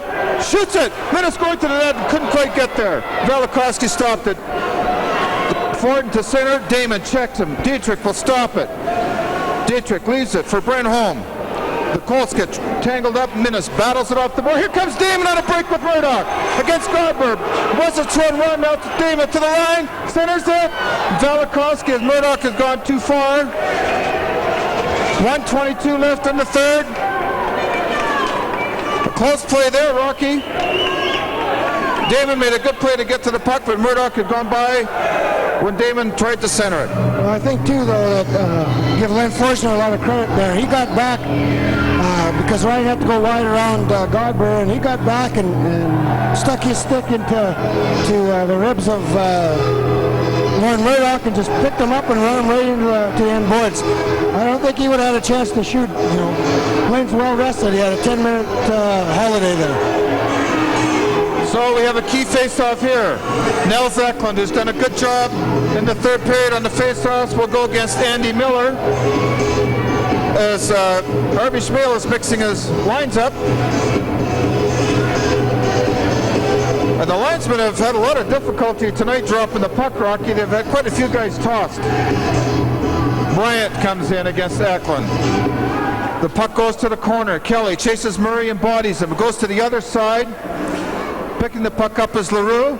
Check by Eklund. A good play. 2-on-1. Eklund right here all alone. Eklund shoots. And he's stopped by Velikowski. Centers it. But a great save by Velikowski on Nels Eklund.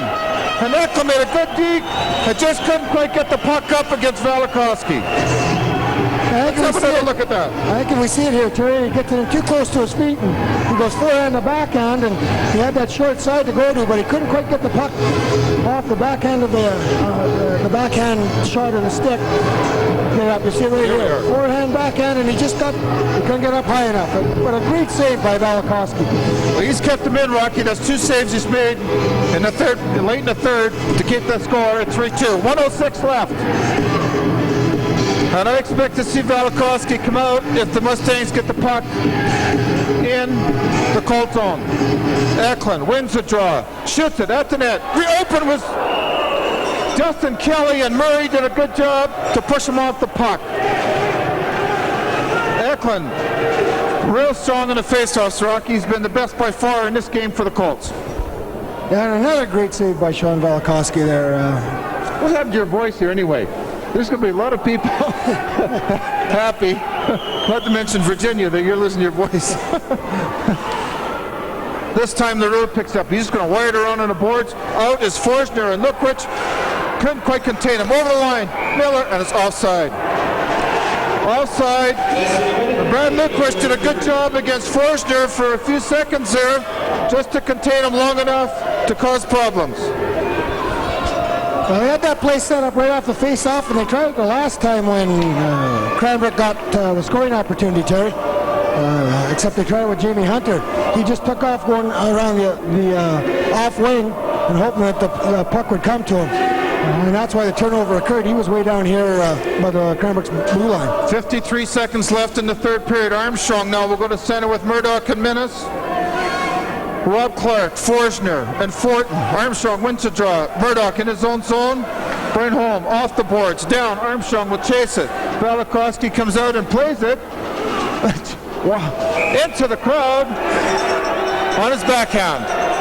And if Nels Eklund could have got the puck up on his backhand like that, it would have been 4-2. Now they'll talk to Velikowski and shouldn't give him a penalty here. Well, I think if he got a penalty, Harvey Schmiel might borrow a gun and shoot him. First he stopped the short icing, and then he took the puck and threw it over the glass. And now with 43 seconds, the play's all in Williams Lake's end. Brenholm and Brad Lukwich on the points, 43 seconds left. Armstrong in the face-off circle against Clark. Clark pushes him off the puck. LaRue will try the same play. Around the boards it comes. Fortin, a hit to Forsner. To the line, shoots it. It's blocked by Lukwich. Lukwich does a great job. Fortin's loose. Armstrong gets it. LaRue shoots. It's wide. To the corner. Godber at the point. Deep. Holm knocks it off the puck. Armstrong gets it. To the corner. Checked by Forster. He's knocked down.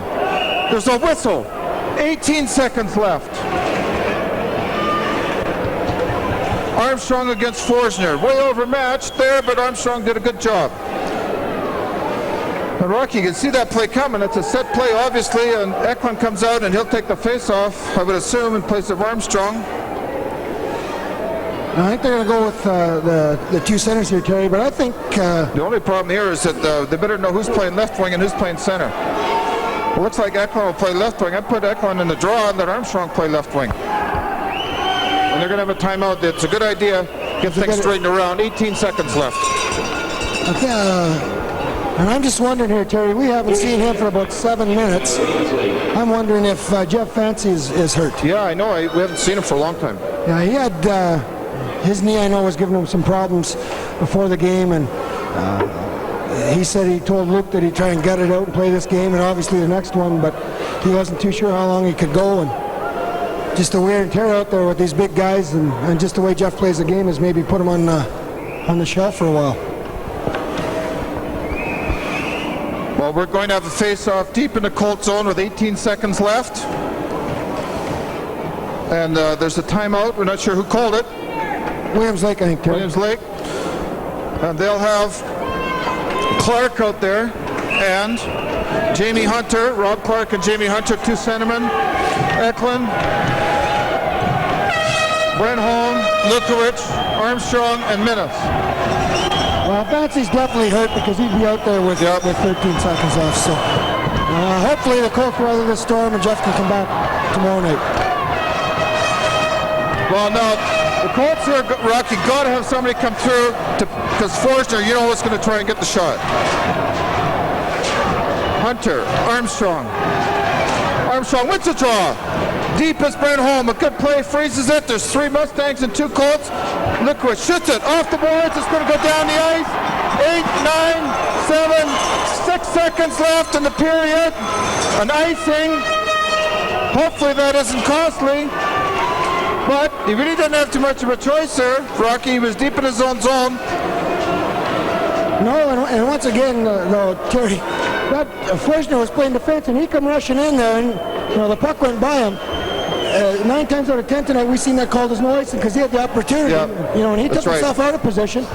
Now it turns into icing. So, that's right. But a good job by Chad Armstrong to win that face-off. Here's the key one. Armstrong, Hunter. Armstrong went to draw again. The puck is loose. It's Lisdale. In front, the game is over.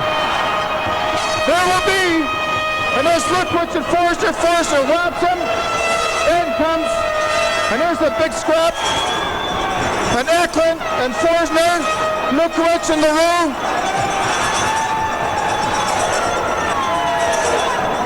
Thornton and Brent Holm.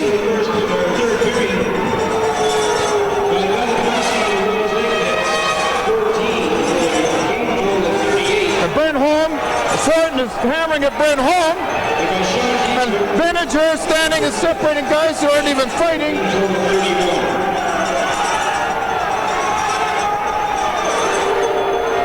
Rocky, let's get back to the game. The Colts win 3-2. There will be a game 5 tomorrow. A good performance by the Colts. The game tickets will be on tomorrow. Tickets go on sale 10 a.m. at the Cranbrook Memorial Arena. And the tickets will be on sale tomorrow, 10 o'clock in the morning at the Cranbrook Memorial Arena. The Colts win 3-2. The series is tied 2-2. What a finish to the hockey game. A great finish as Brad Armstrong won 2 key faceoffs deep in his own zone to kind of seal the game for the Colts. Well, we've gone, I guess we've gone 4 full games, Terry, without a fight.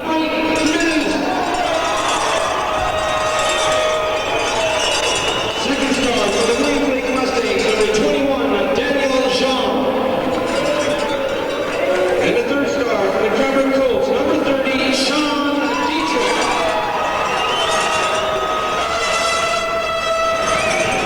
Please drive carefully, ladies and gentlemen. We hope to see you all tomorrow evening for the 5th and deciding game in the Rocky Mountain Junior Hockey League Finals. Tickets 10 o'clock tomorrow morning.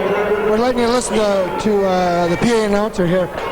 We've gone 4 full games there, Terry, without any fights, and then Len Forsner precipitated that battle.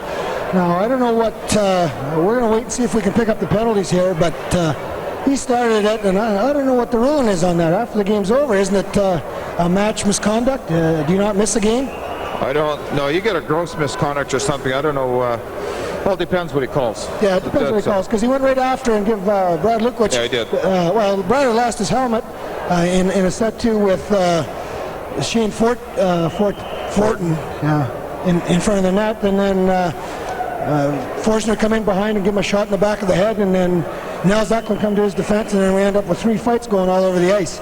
Now, obviously, or at least I'm a little biased, but and we saw it. It just depends on what referee Benninger saw and what he's going to call. I don't think they'll call too much, Rocky. With the series on the line, I don't think they'll call too much. That's right. It may have been a little bit, not really necessary in Forsner's part, but it certainly wasn't tremendously damaging, although it's we don't like to see that. But okay, we're back, Rocky. Let's get a quick summary of the third period, the goals, and then the 3 stars. Okay, well, big goal by Nels Eklund at 4:01 of the third period to put Cranbrook up 3-1. Some good work in the corner by Dustin Kelly, and he threw the puck out front, and Nels held the puck, waited, and went upstairs on Sean Velikowski. Then at 8:43, Daniel Jean picked up a Cranbrook miscue at the blue line and went in, put a great deke on Sean Dietrich, and slid the puck underneath him as Sean was going down. The final score ended up 3-2, Terry. But we thought tonight that Sean Velikowski played extremely well. He stopped 38 out of 41 shots. Sean Dietrich equally as well in the Cranbrook net. Stopped two breakaways, or partial breakaways, and 1 full breakaway, and he had 31 shots, stopped those. There was only 3 penalties in the third period. One to Len Forsner, misconduct that probably hurt them more than anything else. At 6:56 of the third, took him out of the game until the 17-minute mark. And then coincidental roughing minors to number 24, Andy Miller, and 23 from Cranbrook, Brad Lukowicz. So, and I'll let you call the 3 stars, seeing as how Derek picked them and sent them up to you. Well, 3 stars tonight. We'll start with number 3. As Derek picked Sean Valakowski, as you've already outlined. He was instrumental in keeping the Mustangs in the game, and probably would have been higher if the Mustangs had won, but he gets star number 3, and he made 2 saves great in the third period, late in the third period, to keep the Mustangs in the game. Sean Dietrich is star number 2. 2 goals went by him, 1 on a breakaway, and he was a standout performer, as well as being a 6th defenseman when the Colts needed him in the game. And star number 1 goes to Mike Minnis. He got the Colts started in the first period with a goal and scored the second one, and was a force all night on the boards. And he gets star number 1. Is he that aggressive around with a vacuum cleaner around the house, or No, knife and fork. with a knife and fork? Well, that's good. Sparks there. There's no sparks in the vacuum cleaner. Mike played really well tonight, and I think Cranbrook came out there a little tight for the first period and a half, and then they sort of seemed to get their legs. Williams Lake seemed to was a little amazing to us, Terry, that Williams Lake sort of sat back and didn't really come out blazing. They really had nothing to lose. They weren't going to lose the series on this game if they lost it, knowing they had the other game. But they sat back and were, I think maybe the size of the rink was definitely a factor tonight, and the speed with which the Cranbrook forecheckers, when they chose to forecheck, got on the defense. I think the move by Harvey Schmiel sort of said it all. He took one of his top centermen, Rob Clark, and because he was one of the better skaters and puck handlers, and moved him back on the point because the other defensemen just weren't able to get the puck out of the zone. That's right, Rocky. Well, the Colts win. We know that Patterson and Lukowicz were fairly confident, and Eddie Mountain is, he said he was confident, but he just, I think he's a lot more confident now, and a lot happier now that the game's over. But the Colts go to Game 5, and they've had their backs against the wall before, and they've done a good job here tonight. As like you said, they weren't too sure of themselves and mishandled the puck quite a bit and still come out with a win, and that's good to see. Their only concern at this point might be Jeff Fancy, and hopefully he's fine. Hopefully there's nothing wrong, seriously wrong, because they certainly will need him tomorrow. But Sean Dietrich was a force. But we'll be back again tomorrow night, Rocky, in a live broadcast, and this is the first one this year. Some people might say we're not that alive, but but anyway, it's live, and thanks to the camera boys and the boys. No, boys and the guy. I'm going to get flack now for saying that.